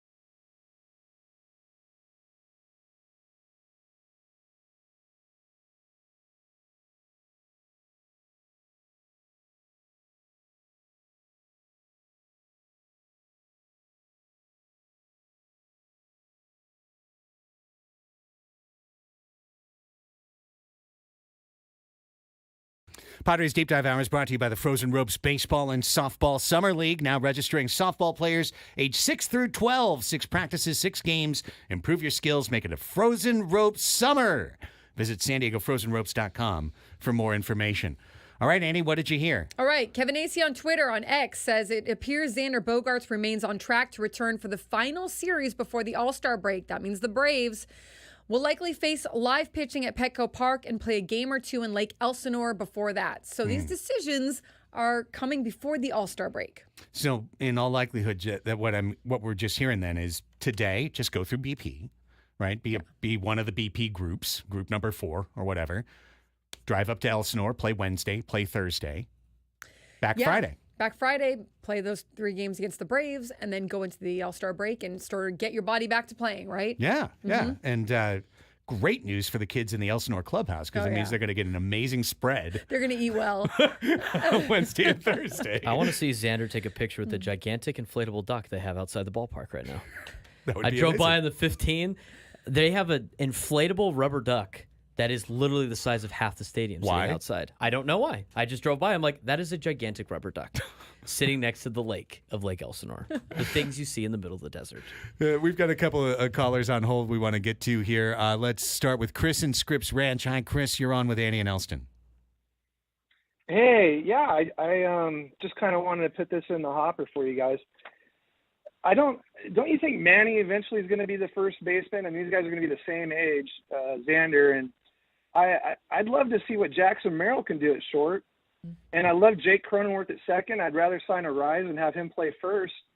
Is there any possible way, Craig, that your GM mind, can unload Xander Bogarts? Is that a possibility? I just don't think he's a good fit on this team. You know, Chris, I hate to be on the flagship and like passing through how can we get rid of Xander Bogarts. I, however, think you bring up a really astute point in terms of we've seen over the last month why signing him felt a little bit superfluous, because there are ways to fill his role on the team, and there are ways to fill that role on the team going forward. And Manny as an eventual first baseman, yeah, probably. I mean, however, he's still one of the best third basemen in the league right now, right? So, I mean, I'm not counting on his glove deteriorating for at least another 5 years, I would say. Chris, would you agree? Okay, that puts him at 37. He's signed till he's 40. I know. So is Xander. What are you going to do the last 3 years? Yeah. Someone's a DH, someone's a first baseman, and someone might not be playing. I mean, there's a lot to work out there. Yeah. I think that there was an understanding with some of these contracts that maybe the last years are unknown. To answer your question, and I do thank you for a really thoughtful call, Chris. Yes. To answer your question, because you asked it, the only way that Xander Bogarts is traded off the San Diego Padres, in my opinion, is if Xander Bogarts wants to be traded off the San Diego Padres. If he and the front office have come to a place, and I'm not saying this, anyone who's tuning in listening, there's no information behind this. This is not reporting. This is idle speculation. If a situation occurred where Xander and the front office felt they were misaligned, right? Meaning one has a long-term goal that is completely different from the other. One says, hey, Xander, we want you to be this going forward. And he says, I completely just don't want to be that. But another team would have to take on that money. Which would mean that the Padres would either have to pay. Pay some of it. I still think Xander Bogarts can get back to the guy that he was in Boston. I think he can be a huge asset to this team. He is really beloved in the clubhouse. He's a good leader. He's a good worker. I'm hopeful for him that he can get back to the guy that he was or close to it, because I think he's a big benefit to this team going forward. And I know that the production hasn't been there for him, and he knows that too, but he's a good guy to have in the clubhouse. I want to believe that, and I do believe that as well. The winning hasn't been there for Xander so far in San Diego, and that's ultimately how you're going to be viewed as a player, is being part of a winner. And so far he's been part of the most disappointing team in Padres history, and then he got off to a terrible start when the team was not playing well at the beginning of the year. So I know he feels that on some level, somewhere inside him, he feels that pressure, but it needs to be seen. here in San Diego. Otherwise, we're just hoping that he's going to be better than he's been. Let's wrap with Omar and Marietta, who's been waiting really patiently. Omar, we only have about a minute, but wanted to make sure we got you on. Thanks, guys. Thanks for getting me on. Yeah, no, I'm a fan of Kim still. I know he had a rough start, but I know he's starting to heat up, and we can't forget what he's done for this team the last couple of years. Everybody was saying how he was the heart and soul of this team, and I think right now he's going to play a big part in the final stretch. I don't think they're going to really sit him down unless he keeps up his slump. I really think that I love Solano too. I want him in the lineup, but I really think Xander has like the most to prove since he hasn't really done much since he's been a Padre, especially now that he's coming off an injury. You don't know what you're going to get. You're not going to prioritize his happiness, for trading off a championship run. So I think. Ooh, just lost you at the very end there, Omar. Sounds like you're walking in maybe a lovely glade or a forest or I think something. he's walking towards the rubber duck. In Lassen National Forest. Yeah, you could hear the trail crunching under his feet. So I love that, though. Getting in a nice walk, some outdoor air, some beautiful. sunshine. Listening to the show, probably to the show. listening on the Odyssey app, and then dialing in. We thank you, man. No, good call. Appreciate it. And it is one thing, of course, that the front office is going to look at is chemistry. It's a problem they've had in the past, not looking at chemistry, thinking every guy is plug and play. Yeah. It's not the case. Hey, really good, interesting hour. Great debate, Braden. Appreciated it, man. Absolutely. It's fun. People are like, oh, rough debate. We're talking about sports, guys. It's fun. That's what makes it fun. This is the Toy Shop. 12 o'clock Sports Fix. Get you some sports news when we come back at the midway point of the show.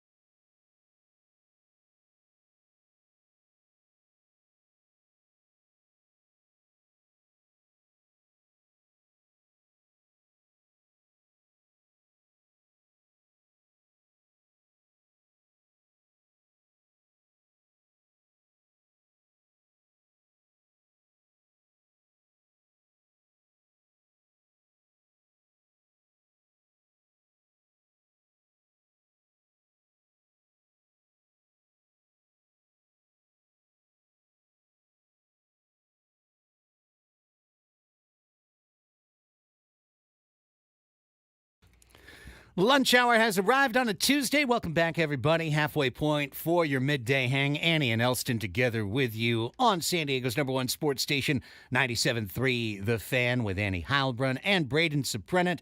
Craig Elsten together in our Odyssey studios overlooking Murphy Canyon. It is 12. It is time to get you all fixed up on the world of sports.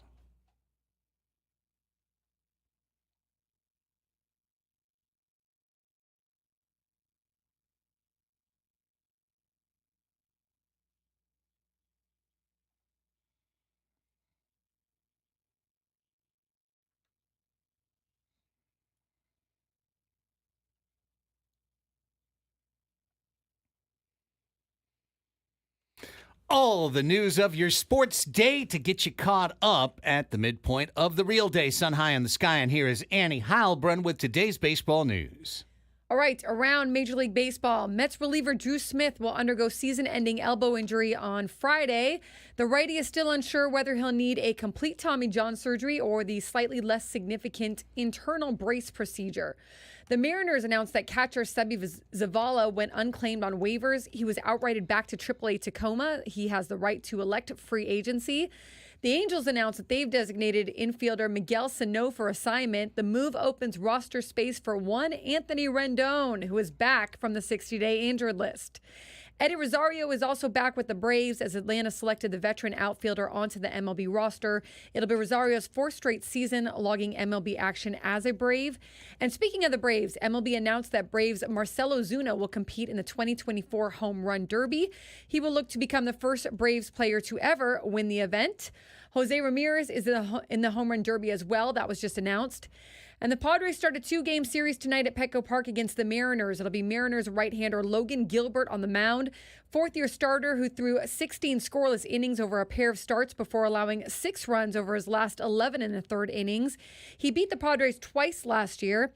For the Padres, it'll be Adam Mazur. He's allowed at least 2 runs in each of his last 5 starts, completed 5 innings only once over that stretch. The Padres, however, have won each of the last 3 games he started. In those games, the offense scored 7 runs, 9 runs, and 6 runs, respectively. Maybe they can do that again today. Maybe they can. Right, Another if they big do, inning. If they do, we've got a shot. Like, all right. Here's the rest of the baseball scoreboard with Braden. Not too many games to report on from yesterday. In fact, there were only 7 games yesterday. In the National League, it was the Pittsburgh Pirates of the New York Mets 8-2.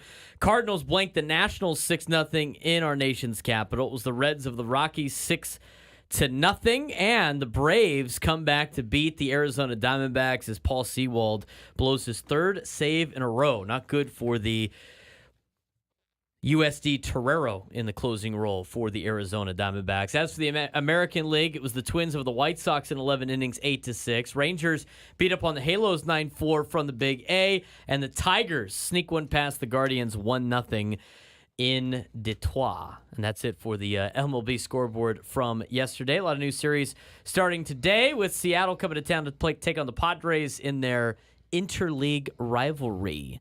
Starting today at 6:40. Vetter Cup. The Vetter Cup. One more from the Phillies just announced that first baseman Bryce Harper and Kyle Schwarber returned from the injured list today in time to play the Dodgers. Oh, okay. Well, I hope they get Not upset. 5 homers each. Not upset by that. That's it. That's it. That's it? That's all? Okay. My turn. Soccer. Here we go. In fact, literally, here we go. It's underway. It's the 4th minute in Munich in the semifinals of the UEFA European Championships 2024. It is Spain, the 3-time European champion, against France, the 2-time European champion. They are in the 5th minute and scoreless so far. France has been, what's the opposite of the tournament darling? They've been the team everyone wants to lose in the tournament. Why? Because France has literally not scored a goal of their own so far in the entire tournament. They've had wow. 2 own goals that went in on their favor, and they've had a penalty. And that's how they've made it through. They advanced 0-0 and winning in penalties in the quarterfinals. So Spain, meanwhile, has won all their matches. They've actually won all their matches, so we shall see. Spain is the slight favorite. France is the team that's trying to win 0-0 on penalties. Let's find out what happens. This game is underway, and we will let you know by the time the show is over whether one team is advanced or whether they're going to penalties. Later tonight, the CONMEBOL Copa America semifinals begin. MetLife Stadium in New Jersey, 5 o'clock tonight for the kickoff between the tournament favorites, Argentina, and the underdogs, Canada. Lionel Messi expected to play for Argentina, and those are your 2 semifinals. Any college?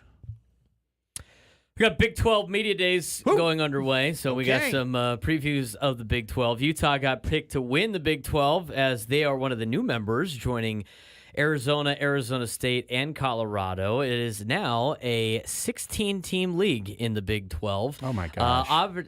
Chances of me, even though Utah was picked to win the Big 12 based on the media, Kansas State has the best percentage chance according to ESPN's S&P rankings at 23% to win the Big 12, followed by Utah at 21%, Arizona at 12%, and Oklahoma State at 11.5%. Top 5 games according to ESPN in the Big 12 coming up this year. Arizona at K-State on September 14th. Utah at Oklahoma State September 21st.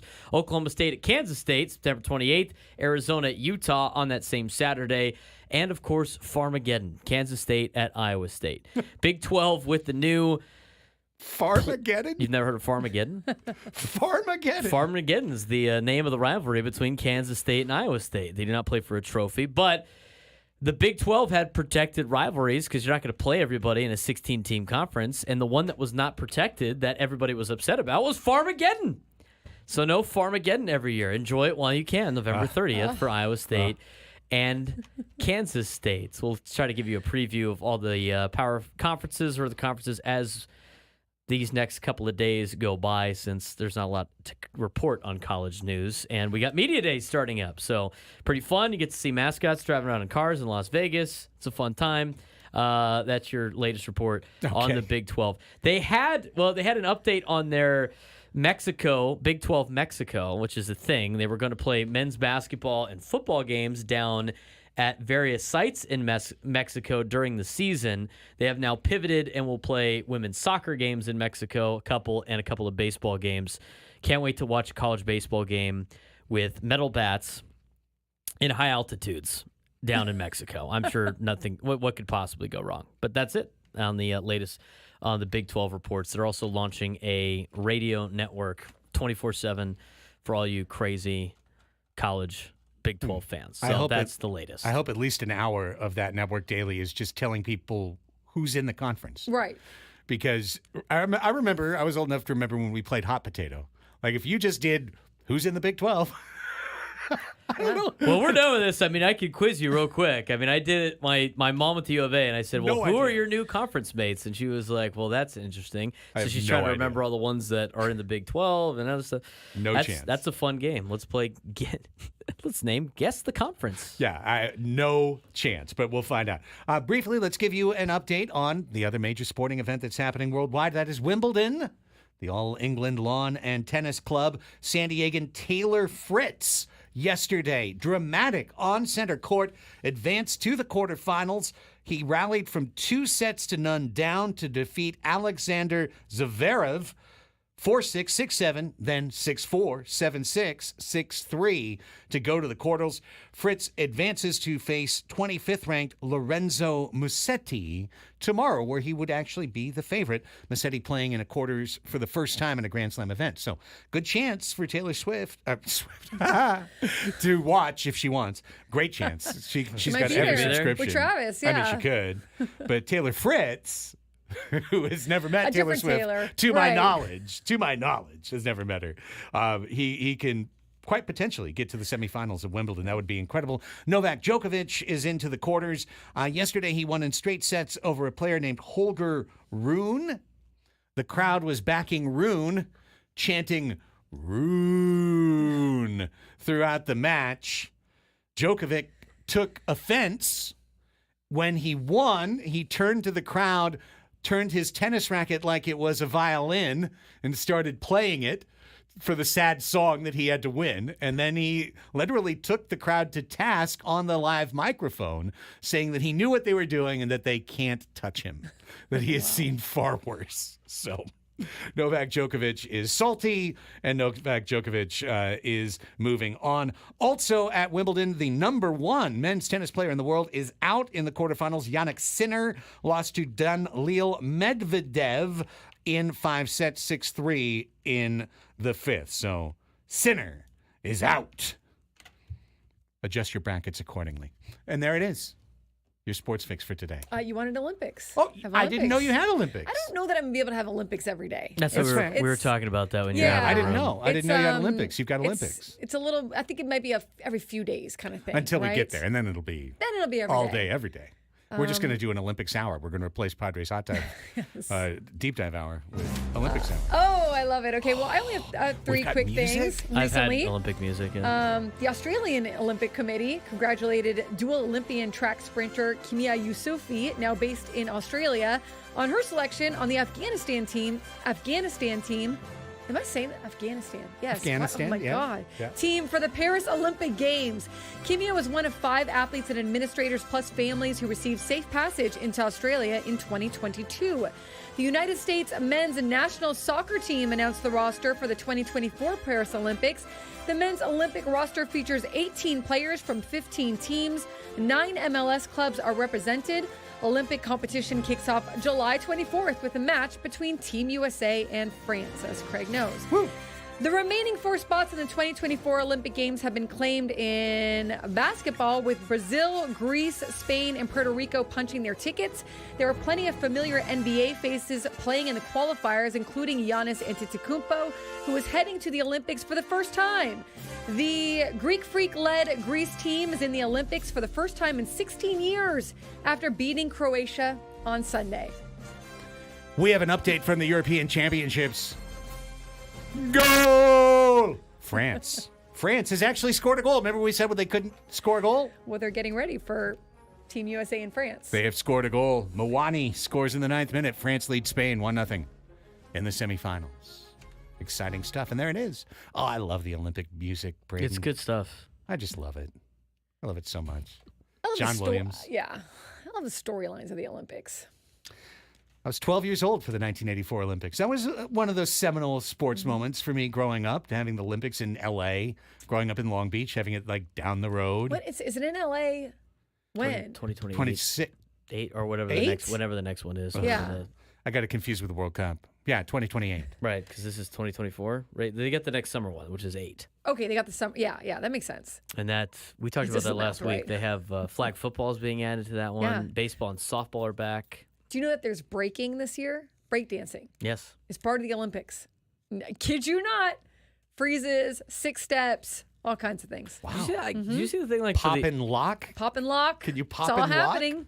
Mm-hmm. Did you see like for like the LA Olympics, 2 of the events are in Oklahoma instead? What? Yeah, so softball is going to be played in Oklahoma What? for the Summer Olympics for LA because That they didn't sounds have they terrible. didn't have the venues, I guess, to host big softball. But it was mostly, I guess, for the canoe events. Like LA didn't.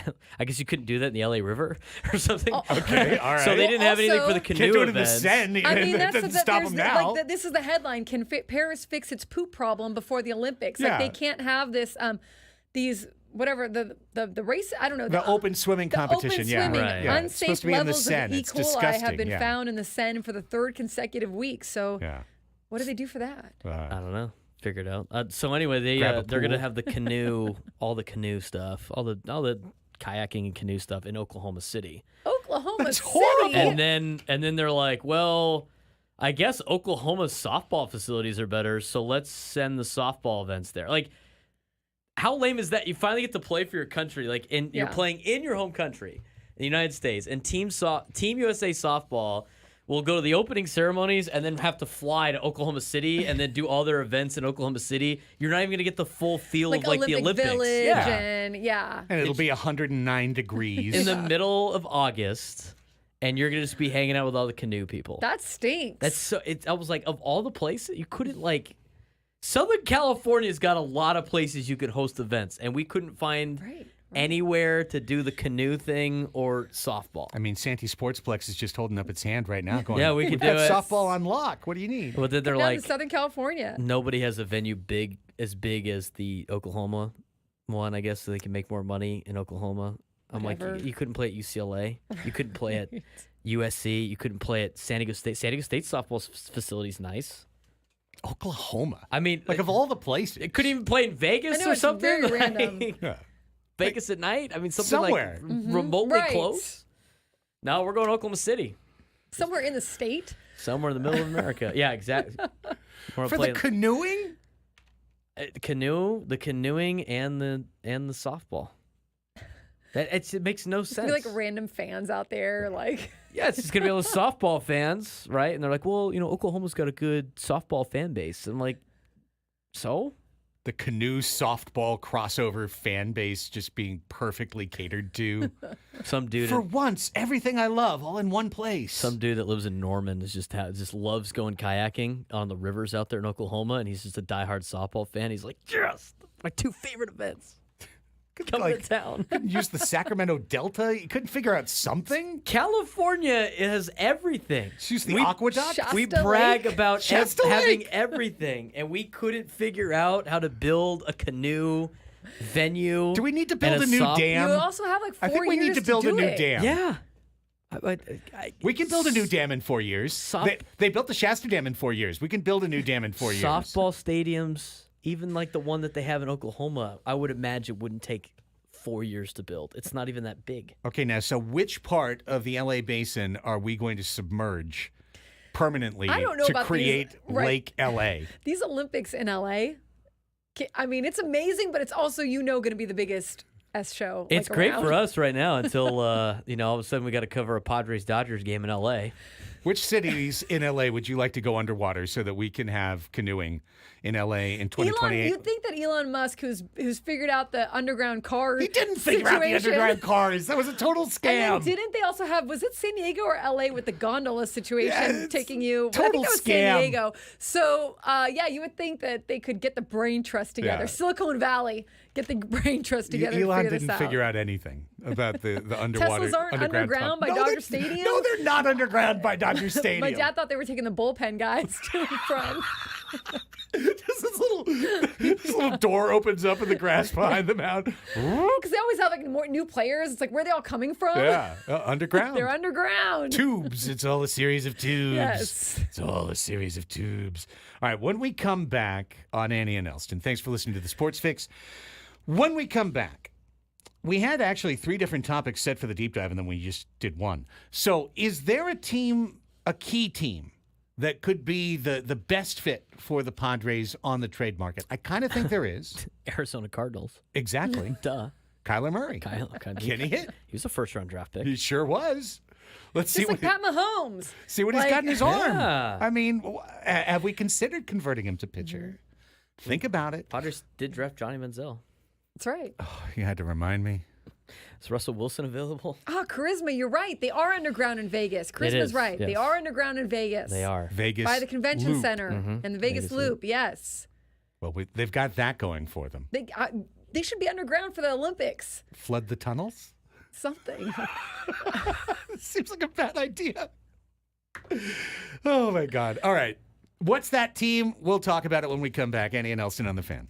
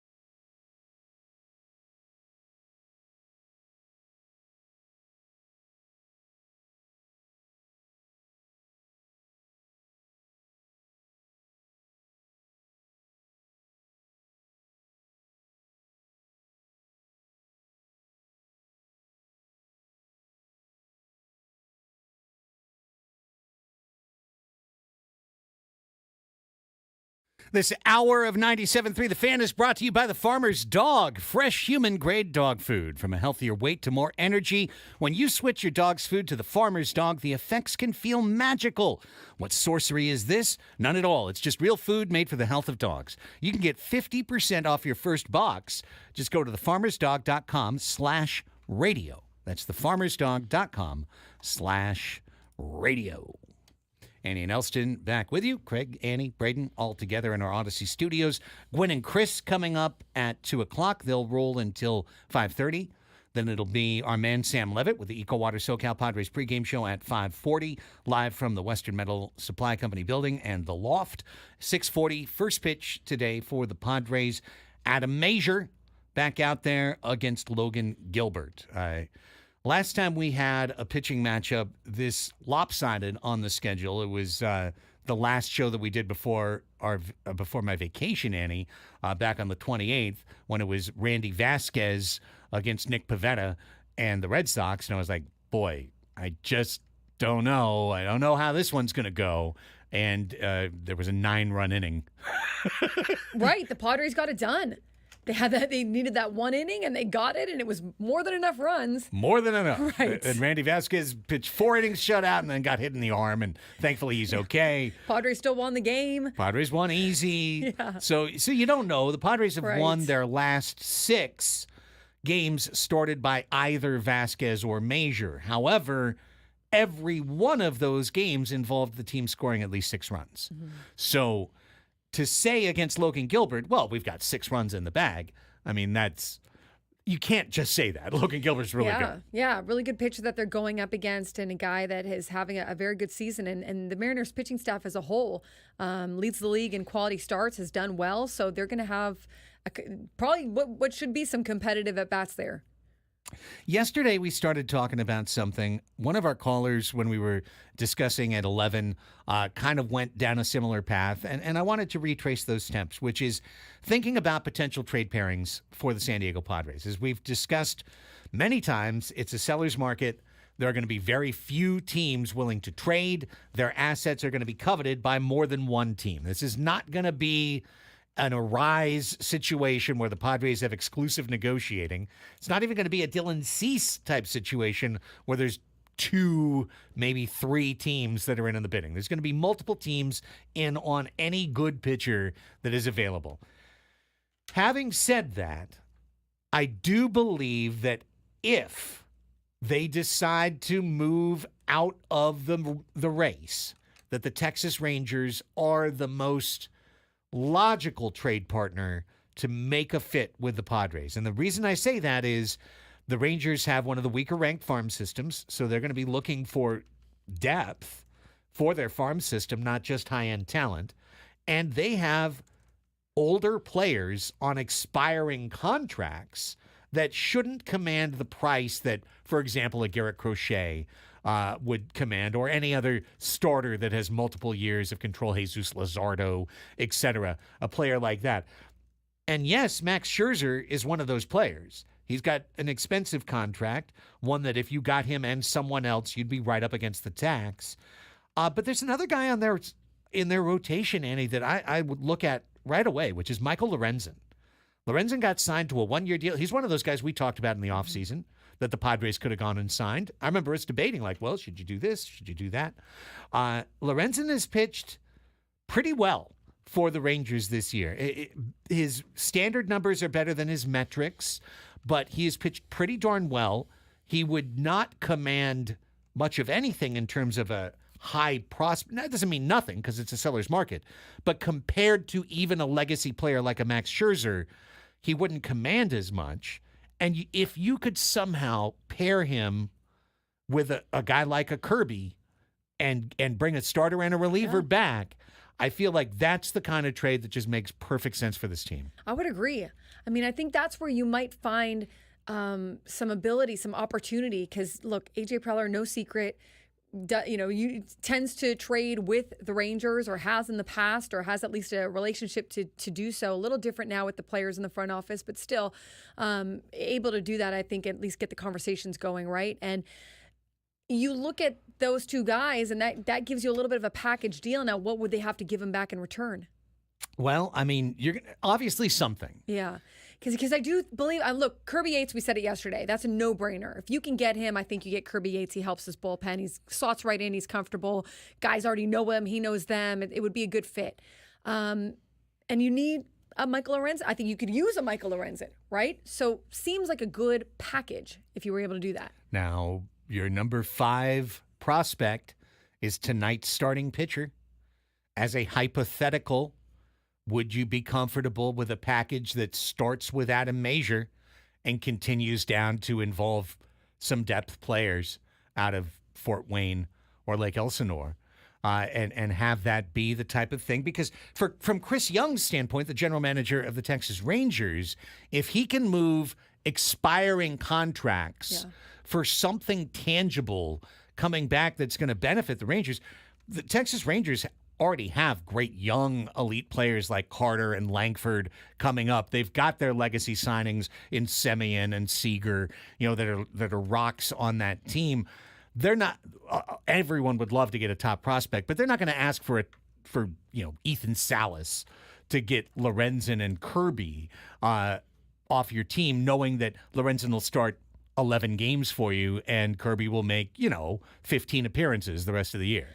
I'm a little confused at the reporting too. That's like the Rangers are looking to do a possible teardown, because I don't think they're in that position. Like they're like, why tear it all down? I mean, yeah, you're not having the same year that you had last year, but they still have good pieces. They still have a good club that hit by a lot of injuries this year. Has one of those years that the Padres had last year where they were kind of just underperforming with certain guys, right? Yeah. But you're not totally blowing those guys off. And so that's like, I think the question is are they looking to continue using some of these guys in their future, or are they really looking at it going, okay, we're done, moving on? I read some of the same stuff, and I think when they're talking about a teardown, they're not like tear it to the studs. I would think that no that chance. Not. Yeah, no, because they've got a lot of good young players. Yeah. We just talked about Langford, Carter, right? That's more of discussing someone like an Adolis Garcia. Guys who's got multiple years of control and could maybe get you a real package, freeing up some money. And when there's for a team that really needs an outfielder, okay, let me give you an example. Atlanta, right? The Braves don't have Acuna for the rest of the year. If Texas and Atlanta were going to line up on a deal, it would probably be a deal around a guy like an Adolis Garcia who could step in for Acuna in the interim, and then you could either reflip him in the offseason or he becomes your left fielder, because right now left field's a platoon in Atlanta, and he could be your left fielder going forward. Now, both of those guys would be rentals, essentially. Yeah. Right? Garcia's multiple years, but our guys we're talking about would be rentals. The Yates and the Lorenzen. Yeah. Yeah, because like I'm looking at what Evan Grant, who does a great job covering the Rangers, said that the Rangers might be focused on free agents to be, right? Like you mentioned, Nathan Eovaldi, David Robertson, Kirby Yates, Nathaniel Lowe, Jonah Heim, Leody Taveras, guys that are maybe currently in arbitration, right? John Gray.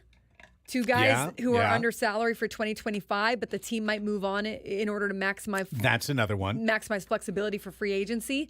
So yeah, I mean, like I think that you're right. Like there probably is room if that's the way they're leaning. There probably is room to open a conversation and get things going, especially if they think that they're not gonna make it this year. Which is a possibility for them. Yeah, no, I agree. So yeah, looking at a Kirby Yates opportunity there, he's going to be the highest. I don't know. He's a short reliever that would have a huge impact for multiple teams if you acquired him.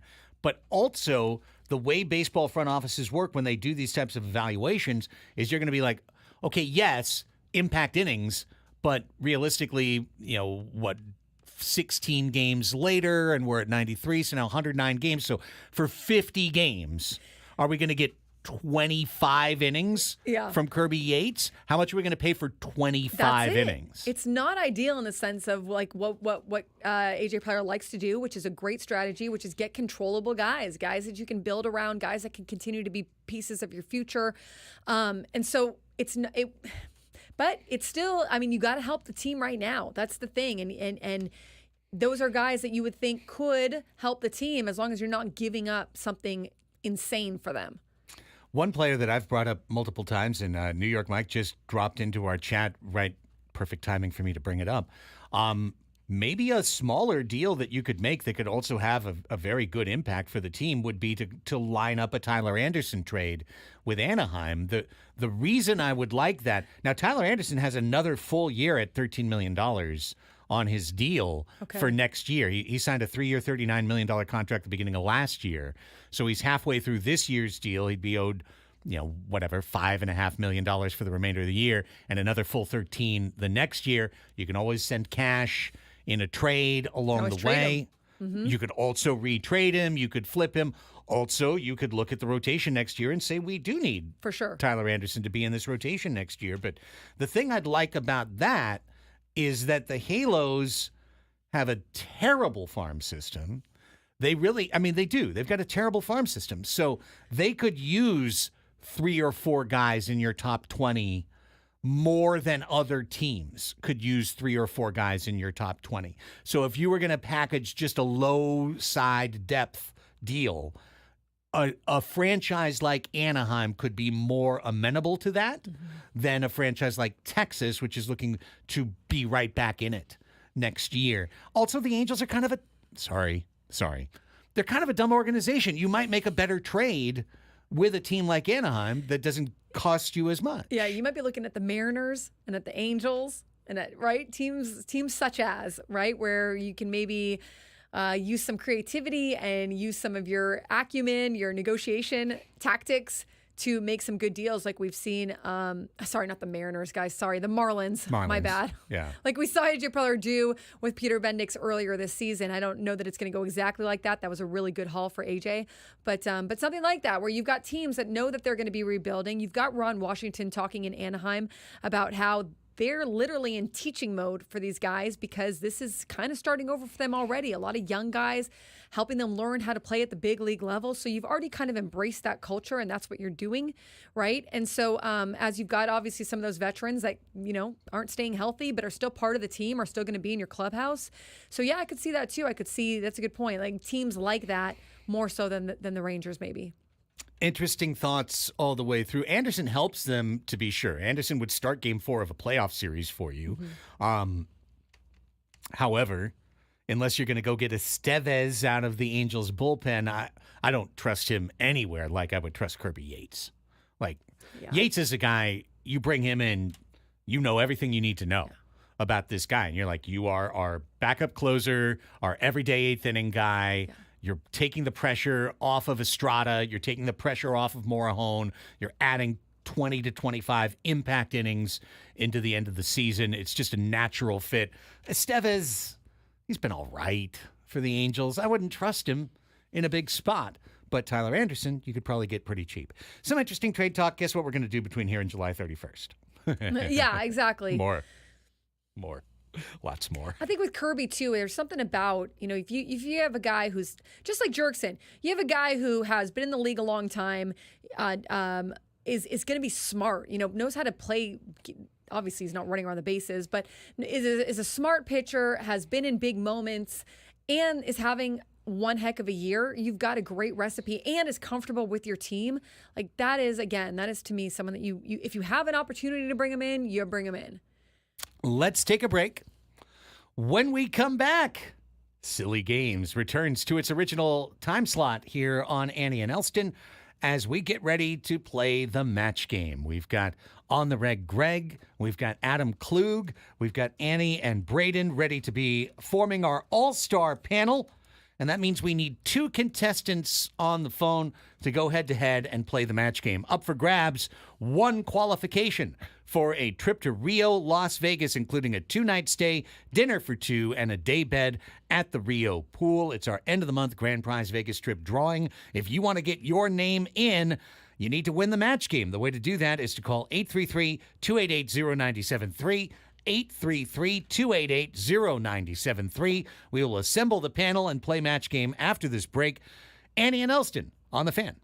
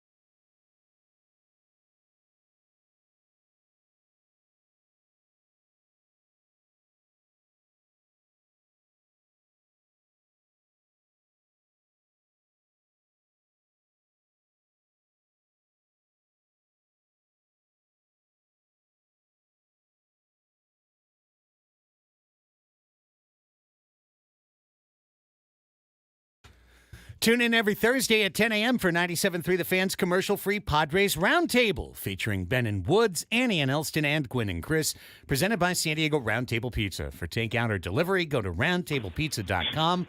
Roundtable, the last honest pizza. All right, it's 12:45. It is time for Silly Games. We are all back together, reunited. It's time to play the match game, everybody. Get ready to match the stars. Annie Heilbrunn. Hello. Adam Clue. Hey, guys. On the red gray. Hello. And our man, Braden Suprenant. What's up? I'm your host, Gene Rayburn, and this is Match Game 97.3, your opportunity to try and qualify for our end-of-the-month Vegas trip. It is a trip to Rio, Las Vegas, a two-night stay, dinner for two, and a day bed at the Rio pool. Today on the Match Game, it's not only a chance to qualify, it is the battle for Del Cerro prominence, as David in Del Cerro takes on Ron in Del Cerro on the wow. Match Game. David, welcome to the Match Game. How are you? Hey guys, how you doing? Doing great, man. Tell us a little bit about yourself. I'm just a retired engineer, and I'm just enjoying myself. All right, Dave. Love Well, we it. hope you enjoy yourself this segment as well. You, as mentioned, are taking on Ron. Hello, Ron. Welcome to the Match Game. Hey guys, how's it going? Doing well, man. Tell us a little bit about yourself.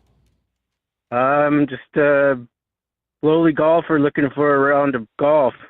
Okay, well, call me up. We can play tomorrow afternoon or Thursday. That's absolutely fine. We can take care of that. No worries. All right, guys.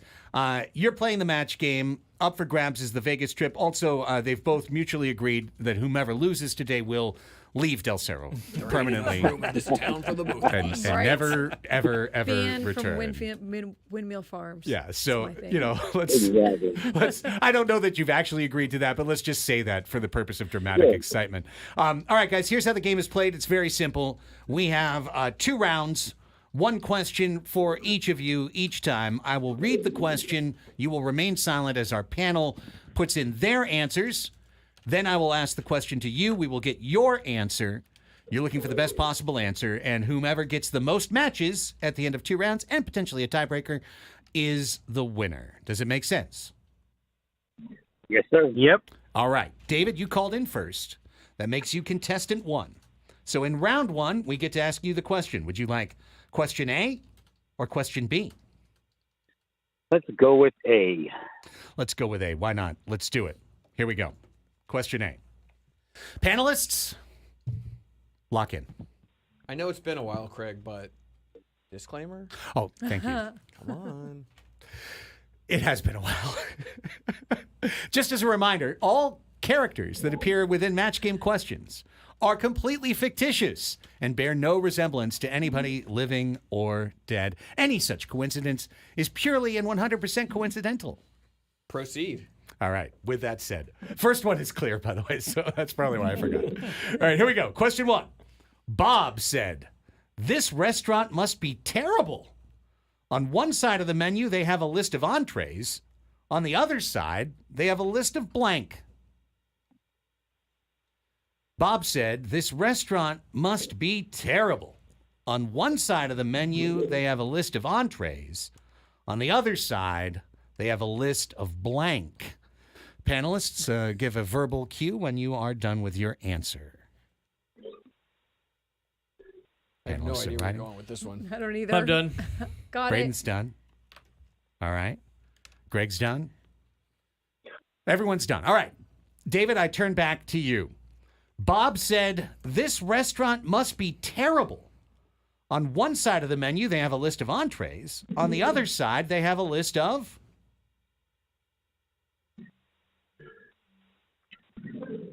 Alcohol. Well, I mean, like most bars have that. Okay, David, alcohol. I mean, I don't think it's a Entrees terrible and alcohol restaurant. sound good. So to me. I mean, it sounds like often good. Do Yeah. in this game. I went morbid again with mortuaries. Yeah, there you go. A list of mortuaries. First you eat the liver, then you die. Adam? Dodgers with a lowercase d. The dessert menu, extra sweet. That's what, Greg? that's what makes the restaurant terrible. I went with one of those like mean restaurants and insults on the back. There you go. Oh. Bunch of insults. And Braden. I went with Bob Suarez not liking off-speed pitches. But off-speed pitches, just straight gas. Bob. It's a terrible restaurant. Yeah, doctors, mortuaries. Urgent cares. Yeah, urgent cares, emergency rooms, all of these humorous answers. David, no match there, but don't worry. It's a Don't worry. common occurrence in the first round. Let's now turn to Ron. Ron, question B. Await silently as I now read the question to our panelists. Here we go. Round 1, question B. Mixed Up Mud has been traveling way too much this season, and he's starting to get confused. Last road trip, he brought a blank to Boston. Mixed Up Mud has been traveling way too much this season. He's starting to get confused. Last road trip, he brought a blank to Boston.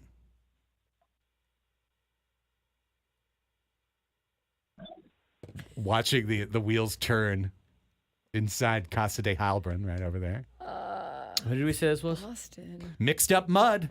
Oh. Bears no resemblance to any Padre broadcaster, living or dead. Or anyone else, for that matter. Thank God for the disclaimer. The disclaimer does a lot of work, Greg, on this show. We can say whatever we want as long as you read the disclaimer. That is correct. Mixed Up Mud, so confused, he brought a blank to Boston. Everyone ready? Yeah. See? Okay, Ron, how would you like to fill this in? Mixed Up Mud has been traveling too much this season. He's getting confused. Last road trip, he brought a blank to Boston. Swimsuit. Swimsuit. Oh, that was good. A swimsuit to Boston. I think this makes sense. Annie? I put slice of pizza, like it was like New York or Chicago. Okay. Well, he brought that? He packed it? Yeah, he wants to make sure he eats. Adam? I just want it to be known that I'm a man of the people. I got swimsuit. Swimsuit! We have a Wow. match! Greg? I was thinking along the same vein as Annie. I said Yankee hat. Okay, all right. Yankee hat. Yeah? Makes more sense. I said the same thing. Yankees hat. Yankees hat. Wow, Okay. Yankees hat. All right. Okay. I Nonetheless, got you you. got a match there, Ron. Yeah, I was thinking brought a bikini to Boston, just, There you go. yeah.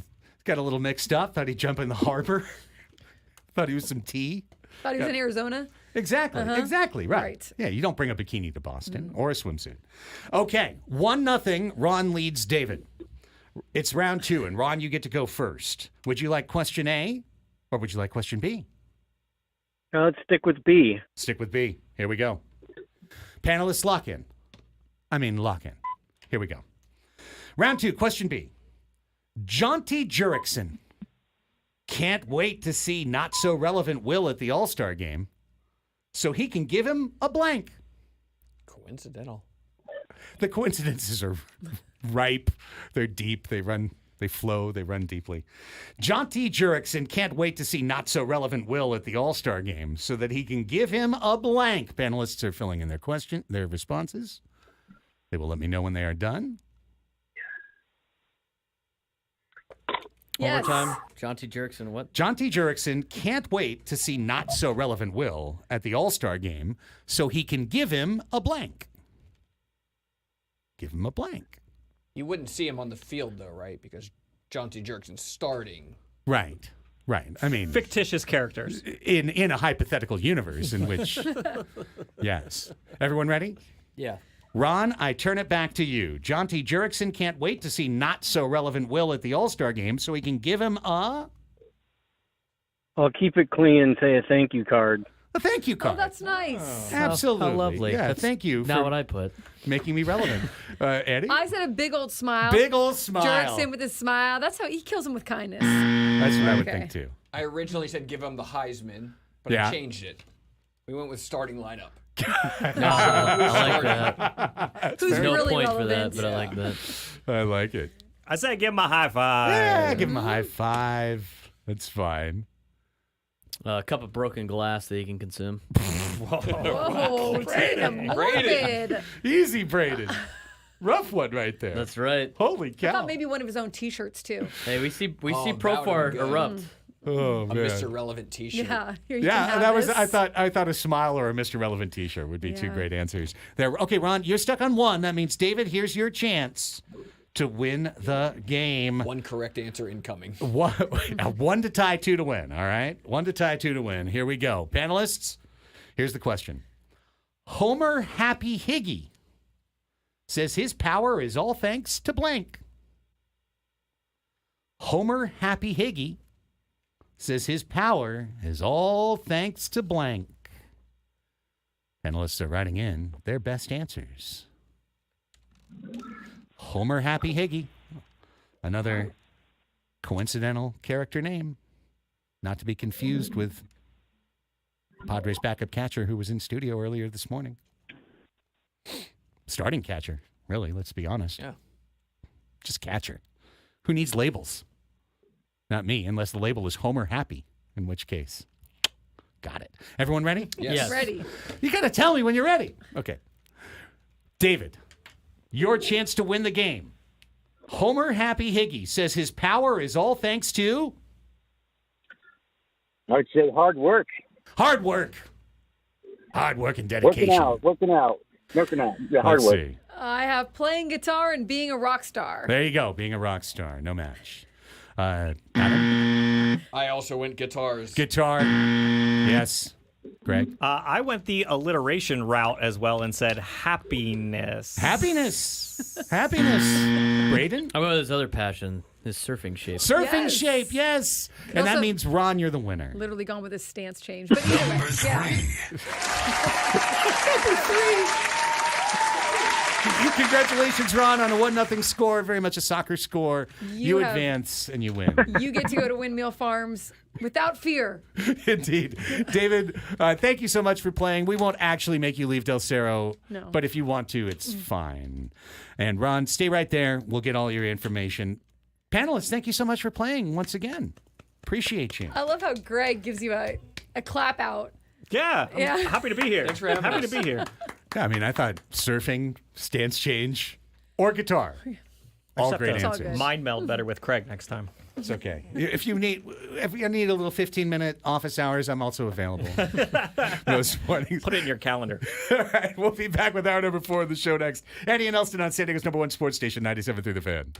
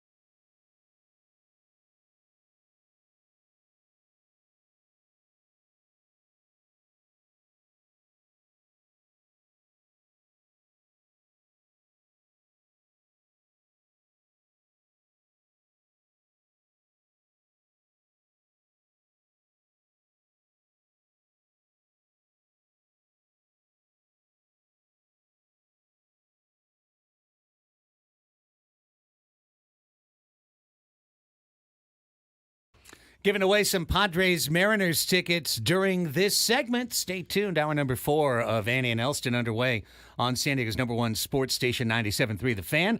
Annie Heilbrunn, Craig Elsten, together with Braden Suprenant in our Odyssey studios overlooking Murphy Canyon. Rolling till 2 o'clock. Gwen and Chris have a 3.5-hour show for you coming up after us. And then it is Padres baseball, starting with Sam Levitt and the EcoWater SoCal Padres pregame show at 5:40. Padres and Mariners at 6:40. Game 1 of 2. 2 games of 4 in the 2024 Vetter Cup. It'll be finished in September, Annie, but it begins tonight. Really exciting. I hope the players know what they're getting into, what they're playing for tonight. Right? With the Regal Vetter Cup and how important it is.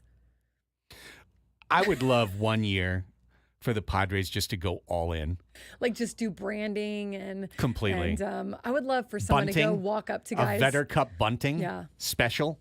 It's got like Eddie on each one of the little ribbons. Yeah, painted on the first and third base line. Right. Like the playoffs, right? Where they put the logos of like the, yes. Like you would see for ask playoffs. players about it, and they'd be like, "What are you talking about? Who? The what?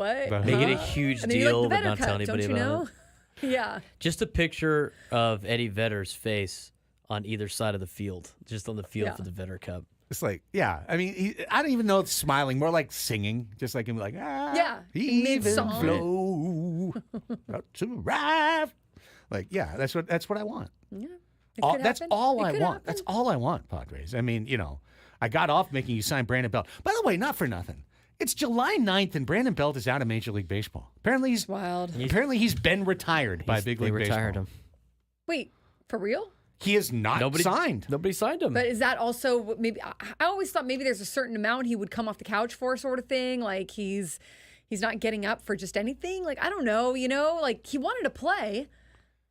The last we had heard from Brandon Belt was a podcast like a month or two ago where he said like nobody's offering me a deal. Yeah, that's true. I'm he out did here. say no one's even calling. Yeah, no, they're like nope. See you later, pal.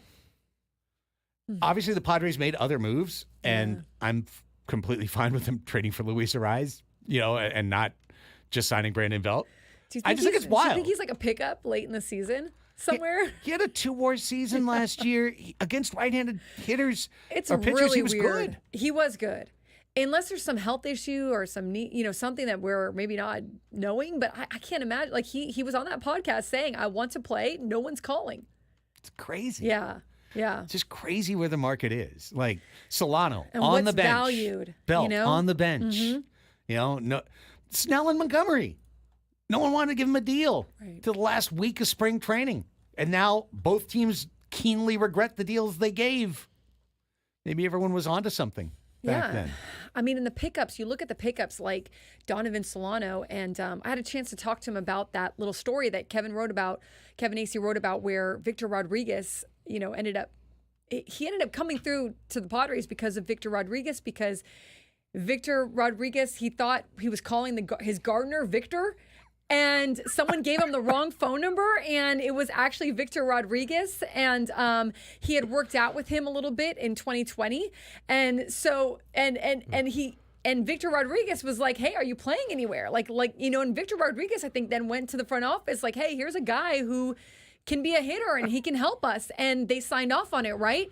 But Donovan Solano was talking about how like that was a god. He's like that's God. Like he's like there's no one was calling that was like the Padres. I wasn't going to come to a team like the Padres, but I happened to call Victor Rodriguez thinking it was my gardener, and he's like, "I'm not your gardener." And then they caught up, and the rest is history. So. Pretty amazing how baseball works and how that ended up being a good pickup, and AJ Preller signed off on it and liked the pick, and it worked out.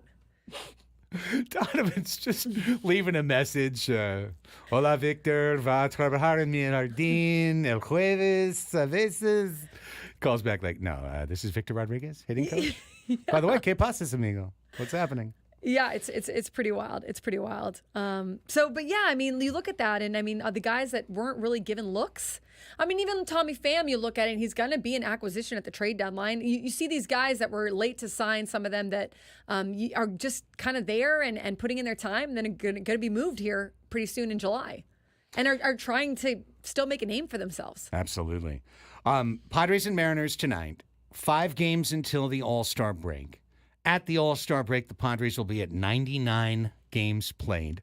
They will come back from the All-Star game facing one of their most difficult 11-game sets of the year, starting it with an East Coast road trip through Cleveland, Baltimore, and Washington, and coming home to play LA for 2. So it's 5 before the break. It's 11 after the break, a set of 16 games that gets you to the trade deadline. And then on the day of the trade deadline, obviously, everyone has to declare one way or another. Are we in? Are we out? Are we half in, half out? Where are we? This is going to be a fascinating and defining stretch of the season. And the thing that really stands out, I think, over the course of our discussion over the last 3 hours, Annie, is that the Padres have done so many good things. They've built this beautiful walkway for themselves to get to the playoffs, but they've got to stay on that path because there's thin ice to either side of the path, and they could fall through pretty quickly. They have done this with key players injured and out. They have done this with above-board performances from guys such as Profar and Merrill, etc., Solano, another one of those guys.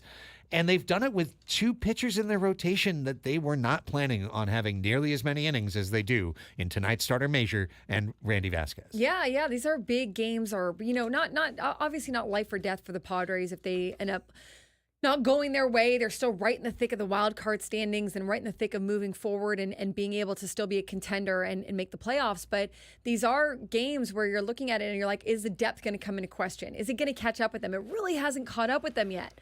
They've done a really good job of patching the holes that have been there because of injuries or whatnot. And so for them, it's like, you feel it a little bit, though. You're like, when is going to be that turning point, and hopefully it doesn't come and they're able to still continue to do what they're doing and pick up the guys that are out. And a big part of that has been these role player pieces, these Kyle Higashiokas, these Donovan Solanos, but also your superstars, right? Your Manny Machado's picking up when maybe the pitching staff isn't doing well. They're able to get the rally going offensively.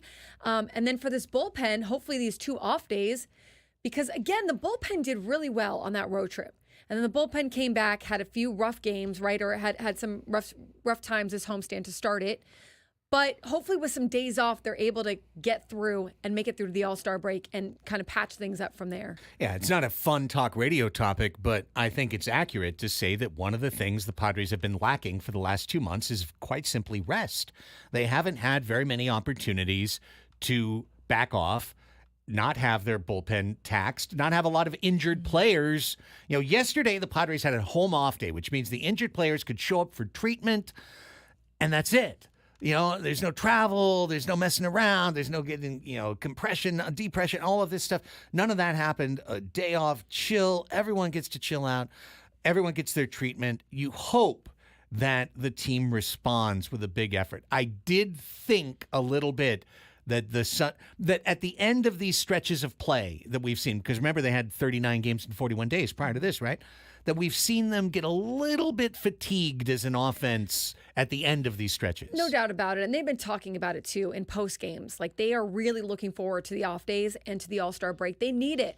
The Padres have played more games than any other team in baseball to start the season. They've played against really strong performers on the other side, strong opponents. I think they've been taxed because of health issues as well. So for this team to get these off days and to get to the All-Star break, I mean, hopefully can finish strong going into it, but there is no doubt that they need some of this time. Yeah, and so you hope there's a positive effect to it. Yeah, I think so. And I think they have the Dinner of the Diamond this week as well. So, that's a little bit something that they're going to have to do in the evening, but can also be something that's a little fun. And, you get together and all the wives and girlfriends are there and it's a good time. And so I think, for sure, like they're feeling it, but you have these off days and how fortunate for them, because even for the bullpen and the pitching staff too, to be able to have these extra days, and for these guys that are nursing injuries but still playing through them, to be able to have these extra days, like these are really significant right here in the middle of the pack. There's no question about it. And while this team, I think, and we talked about this earlier, we'll continue to say it, I think this team has shown itself to us. I think they've revealed themselves to us in a very positive way. We see the strengths of this team. We know the weaknesses of this team now. Certainly some of them were great surprises. For example, and I've had a couple people like the last couple of days try to hoist me on this petard, like, Well, you said that the outfield was going to be one of the biggest question marks in this team. How dumb are you, buddy? We all said that. Like literally all of Major League Baseball The said. bullpen is supposed to be a strength. Yeah, everyone was unsure what this outfield was going to look like. When you have a guy who's never played outfield in his life and is a rookie becoming a starter in center field, and then another guy who had a really down year last year, I mean, what is this outfield going to look like? How is it going to perform? Yeah, it was actually a legitimate question at the time. And as a point of fact, the Padres answered it with a giant exclamation point, right? I mean, that's what you got. You've gotten the best performance in the history of Jurickson Profar's career, and you've gotten Jackson Merrill showing up and looking like Robin Yount. Like, it's just been absolutely incredible. Can I go back to the Donovan Solano thing real quick? Sure. I pulled up my notes, okay, from when I talked to him. And so Sandy Leon, catcher Sandy Leon, they're friends, Donovan Solano and him. And so he asked Leon's wife's number for, they live by each other, okay, for the number to the gardener, okay? And she sends him a number for Victor the gardener. And he, gives the person a call, and he goes, I called Victor the gardener and I tried to find out, hey, what happened with my grass? What's wrong with my grass? And it turns out he had called Victor Rodriguez, okay, who's the hitting coach for the Padres. So he said Victor responded like, hey, this is not Victor the gardener. But then Donovan Solano started talking to him. Hey, congrats on becoming the hitting coach. Becoming a big part of this organization. It's something you've always wanted. You've earned it. You deserve it. So they had met in 2020 and worked together during the pandemic, right? So they knew each other. And he asked Donovan Solano, hey, do you have a job? And Donovan Solano said, no. Some teams have tried to call me, but the offer is not a good offer. I'm still looking. I'm still waiting. And then Donovan Solano said, that was God, because I don't know how Sandy Leon's wife made that mistake. Yeah. How did she make that mistake that ended up being the domino effect? And so that was like what happened and what started. But, a big thing for Donovan Solano was he wanted to come to a team that wasn't just competing to play games. Like he talked about it. I didn't want to go to a team that was just checking the games off of the list. Yeah. We know we're not going anywhere. We're just kind of getting through it. We're all trying to get by and maybe have good numbers individually by the end of the season. But I wanted to come to a team that wanted to compete, that wanted to win. He had been there with teams that weren't in that winning category before. So he wanted to make sure that he was in a team that had at least a chance to win. So I just think that's so cool, the way that works out, the way that baseball works out. But he literally called him and said, what's wrong with my grass? Help me with my grass.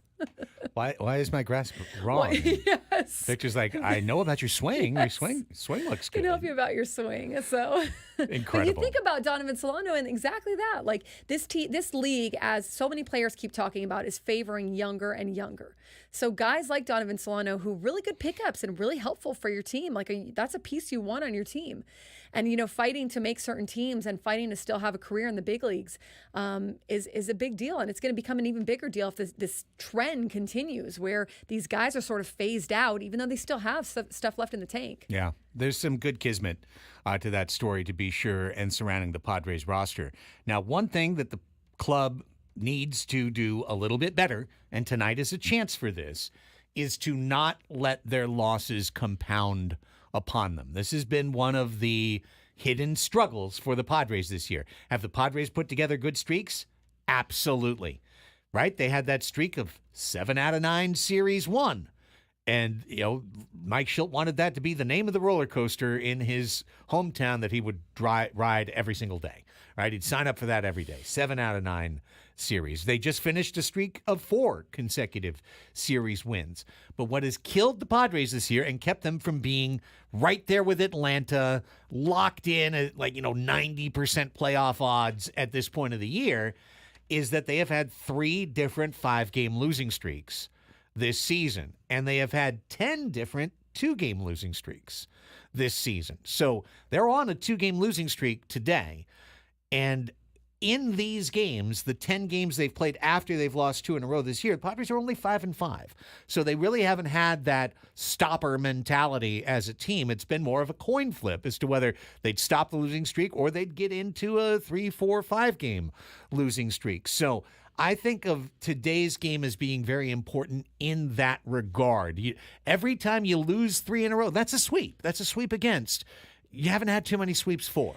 I think this is where the off day really comes into play and is an advantage for them. And I also think this is where your identity comes into play.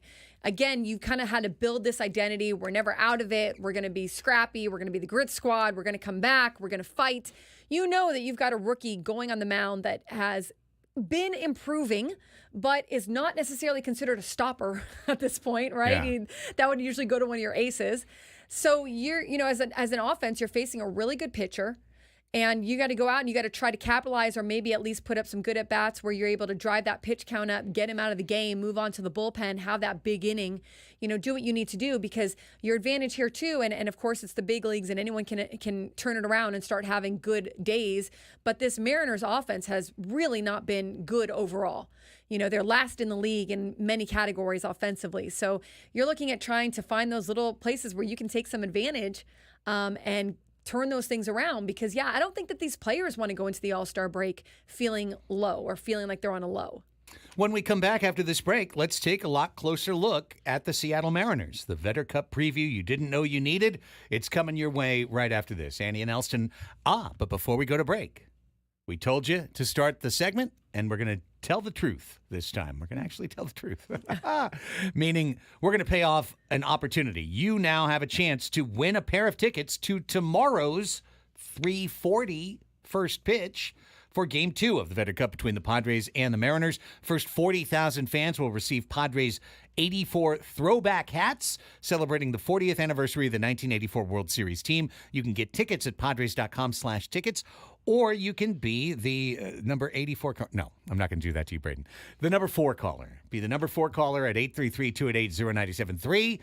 The number 4 caller at 833-288-0973 gets a pair of tickets to tomorrow's game on us.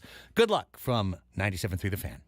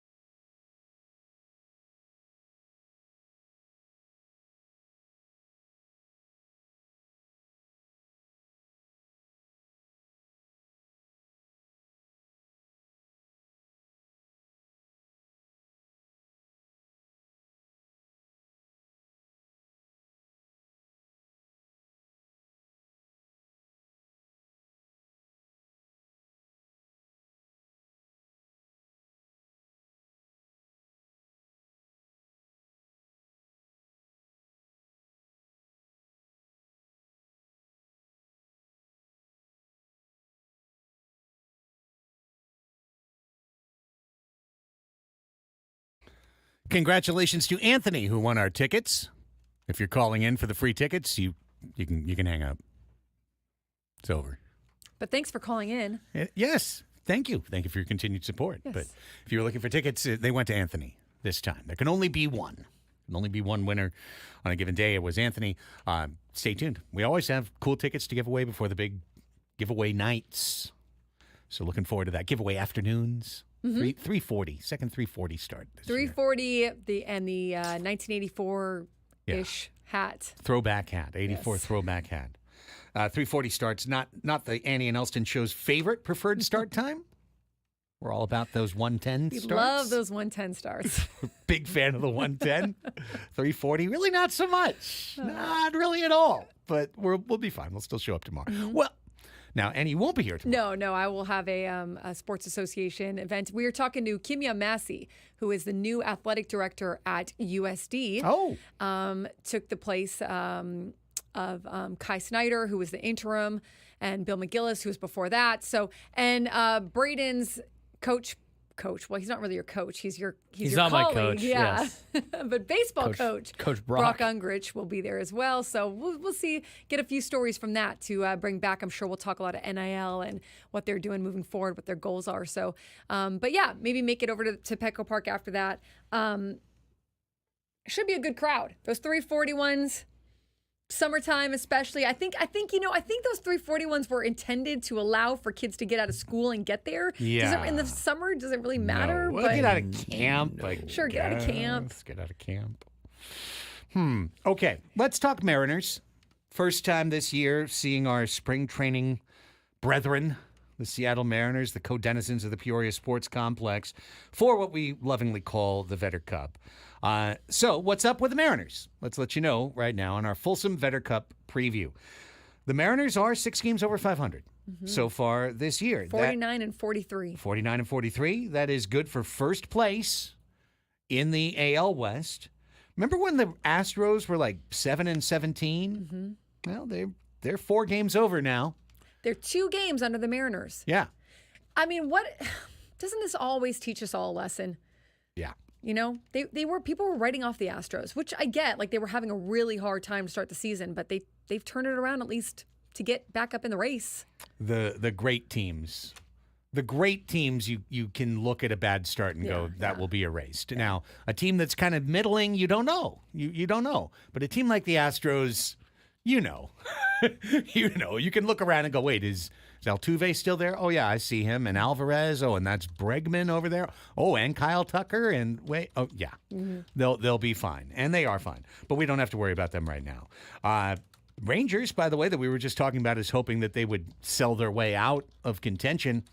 They're not out of it. They're 5.5 games back in the AL West. Yeah, that's another thing. That's another thing that you're like, are they really going to sell even? I mean, if they think they can do it and if they have a decent July, before and after the break, maybe win more than they lose, like, they might be in it. Yeah, they very well could. The next 2 weeks will decide a lot. Yeah. I mean, remember last year at a similar time, the Padres were really looking like they were potential sellers, and then they swept the Texas Rangers in a weekend series at Petco Park, and that sweep going into the All-Star break made them feel like, nope, we're not sellers. We're in it to win it. Where's Rich Hill's agent? Let me give him a ring. And the rest was history. The Angels and A's are out of it in the AL West.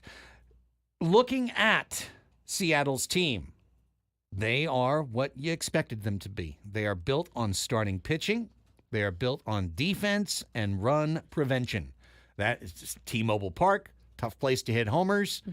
And you've got a great starting rotation led by the young man who will start today, Logan Gilbert, followed by Bryce Miller, Luis Castillo, and George Kirby, the other 2 key starters in this rotation. Famous last words, because I agree. We look at these on paper and we're like, this is going to be a close game because this. It might be. I saw Rich's comment in the chat. They're just going to need a 2-run homer to win it. This might be one of those games that is it just takes 1 run, 2 runs. But then again, I say all this stuff and then they go and it becomes like a 12-9 game by the end of it. So I don't know. Well, starting with just, on paper, what you'd think on the surface would happen, the Mariners are really good at stopping runs. Yes. Logan Gilbert has an ERA of 2.9. Kirby, 339. Castillo, 372. Miller, 384. So they got 4 starters that have been taking every turn, 18 or 19 starts this year, all of them over 100 innings pitched this year, and all of them with an ERA under 4. Also, for the more analytically inclined, their fielding independent pitching lines up directly. So none of these guys have been unlucky. Gilbert, Kirby, Castillo, and Miller all have FIPS of either 4.02 or below. Yeah, this pitching staff ranks 3rd with a 3.55 ERA and 1st in quality starts. At 53 quality starts. 1st in whip, 1st in opponent average. Mariners are 19 and 25 on the road, if that matters, but that's what they are, 19 and 25. Hopefully that sticks. But yeah, anyways, they good pitching so far for them to start the season. Andres Munoz, who we traded for Aaron Nola, Austin Nola. I wish we had Aaron Nola. Traded for Austin Nola, has 14 saves. His ERA is 1.5. He has struck out 43 in 36 innings. He's got a whip of 1 even. Ryan Stanek, ex-Astro, throws hard out of their bullpen. Trent Thornton, Austin Voth, and Tyler Saucedo are the remaining key elements of the bullpen for the Seattle Mariners. But this is a good team pitching, and it's a good team defensively. When you look around, J.P. Crawford is a really solid defensive shortstop. You've got Ty France, who's pretty good at first base. Of course, you've got the kid Julio Rodriguez in center field. You've got guys who can catch the ball on this team. Josh Rojas, ex-Diamondback, is playing at third base regularly, and he has done quite well. So pitching, defense, that's the Mariners' story. Now we get to the offense, and we could move along. There's almost no offense for the Mariners so far this year. Their leading home run hitter is Cal Raleigh, the catcher. He's got 15 homers. He's hitting .203 with a .290 average. Their second highest home run man is Mitch Garver. He's the other catcher, although they play him at DH. He's hitting .179 this year with a .294. On base percentage. Ty France is hitting .228. Jorge Polanco, who they traded for from Minnesota to be their everyday second baseman, he's hit .189 for the season. J.P. Crawford, .209. Josh Rojas has 4 homers, playing almost every day at third base. He's offering no power to the team whatsoever. Luke Raley is at .250 with 10 homers in left field. And Julio's been a gigantic disappointment in his sophomore year. Yes, Julio is not doing well. 632 OPS through 91 games. He's been struggling. 632. The OPS for the starting 9 of the Mariners, 676, 676, 565, 650, 705, 739. That's your leader, Luke Raley. 632, 624, 664. This is a bad offense. It is. They're the opposite of the Padres. The Mariners rank 30th in batting average, 26th in on-base percentage, 28th in slugging. I mean, so their pitching has been really good. Their offense may be doing just enough sometimes, right? Yeah. But they're the opposite end of the offense, at least so far for the Padres. Nothing on the bench that gets you excited. No one having a good year off their bench. Dylan Moore, Dominic Canzone, Luis Urias, old friend. He's hitting 152. 152 with 3 homers. Ryan Bliss, Sebi Zavala, ex-Aztec for life, Sebi Zavala, hitting 154. Like, really, honestly, no one's hit for the Mariners pretty much all year long. It's kind of crazy that they're at the top of their, I mean, I understand like that division, but still 49 and 43. It's not, it's pretty good. Pitching and defense Pitching wins. and defense, that's right. Pitching and defense wins. And scoring just enough when you need to sometimes. That's right. That's exactly right. Stolen base standpoint, only Julio, 18 steals. Next highest is 6. So you're not really worried about the running game being an issue like you were when, for example, Milwaukee came to town, or even Arizona, where those are teams that can run you off the building. Like, no, for the Mariners. So very simply, if the Padres can score 4 runs the next 2 days, they've got a great chance to win the game. Yeah, and Rodriguez, did you say this? He's day-to-day with quad discomfort. So Julio Rodriguez is like in the training room, right? So he's, I guess, day-to-day.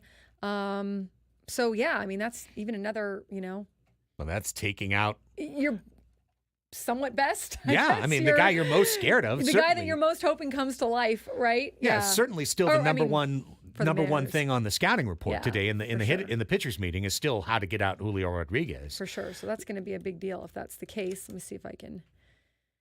So within all this, you get kind of the movable object against the stoppable force here, because the Mariners' offense has not been good, and neither has Adam Mazur. Adam Mazur has really struggled to an ERA over 7 this year. All right, and my bad too. Julio Rodriguez began Sunday.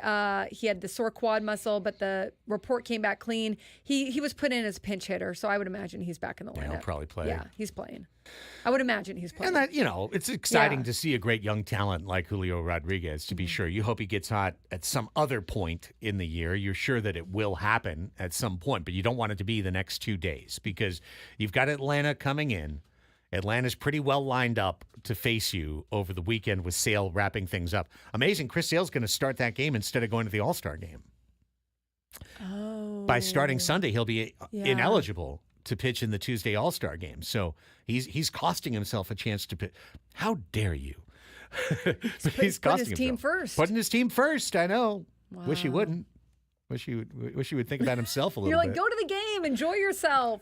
You could start the Chris second Sale, inning, Chris. Go, yeah. You could be the starter. You've done so well. They don't need you. No, they don't need you. Take an early flight. Take an early flight. So, yeah, back to the Mariners.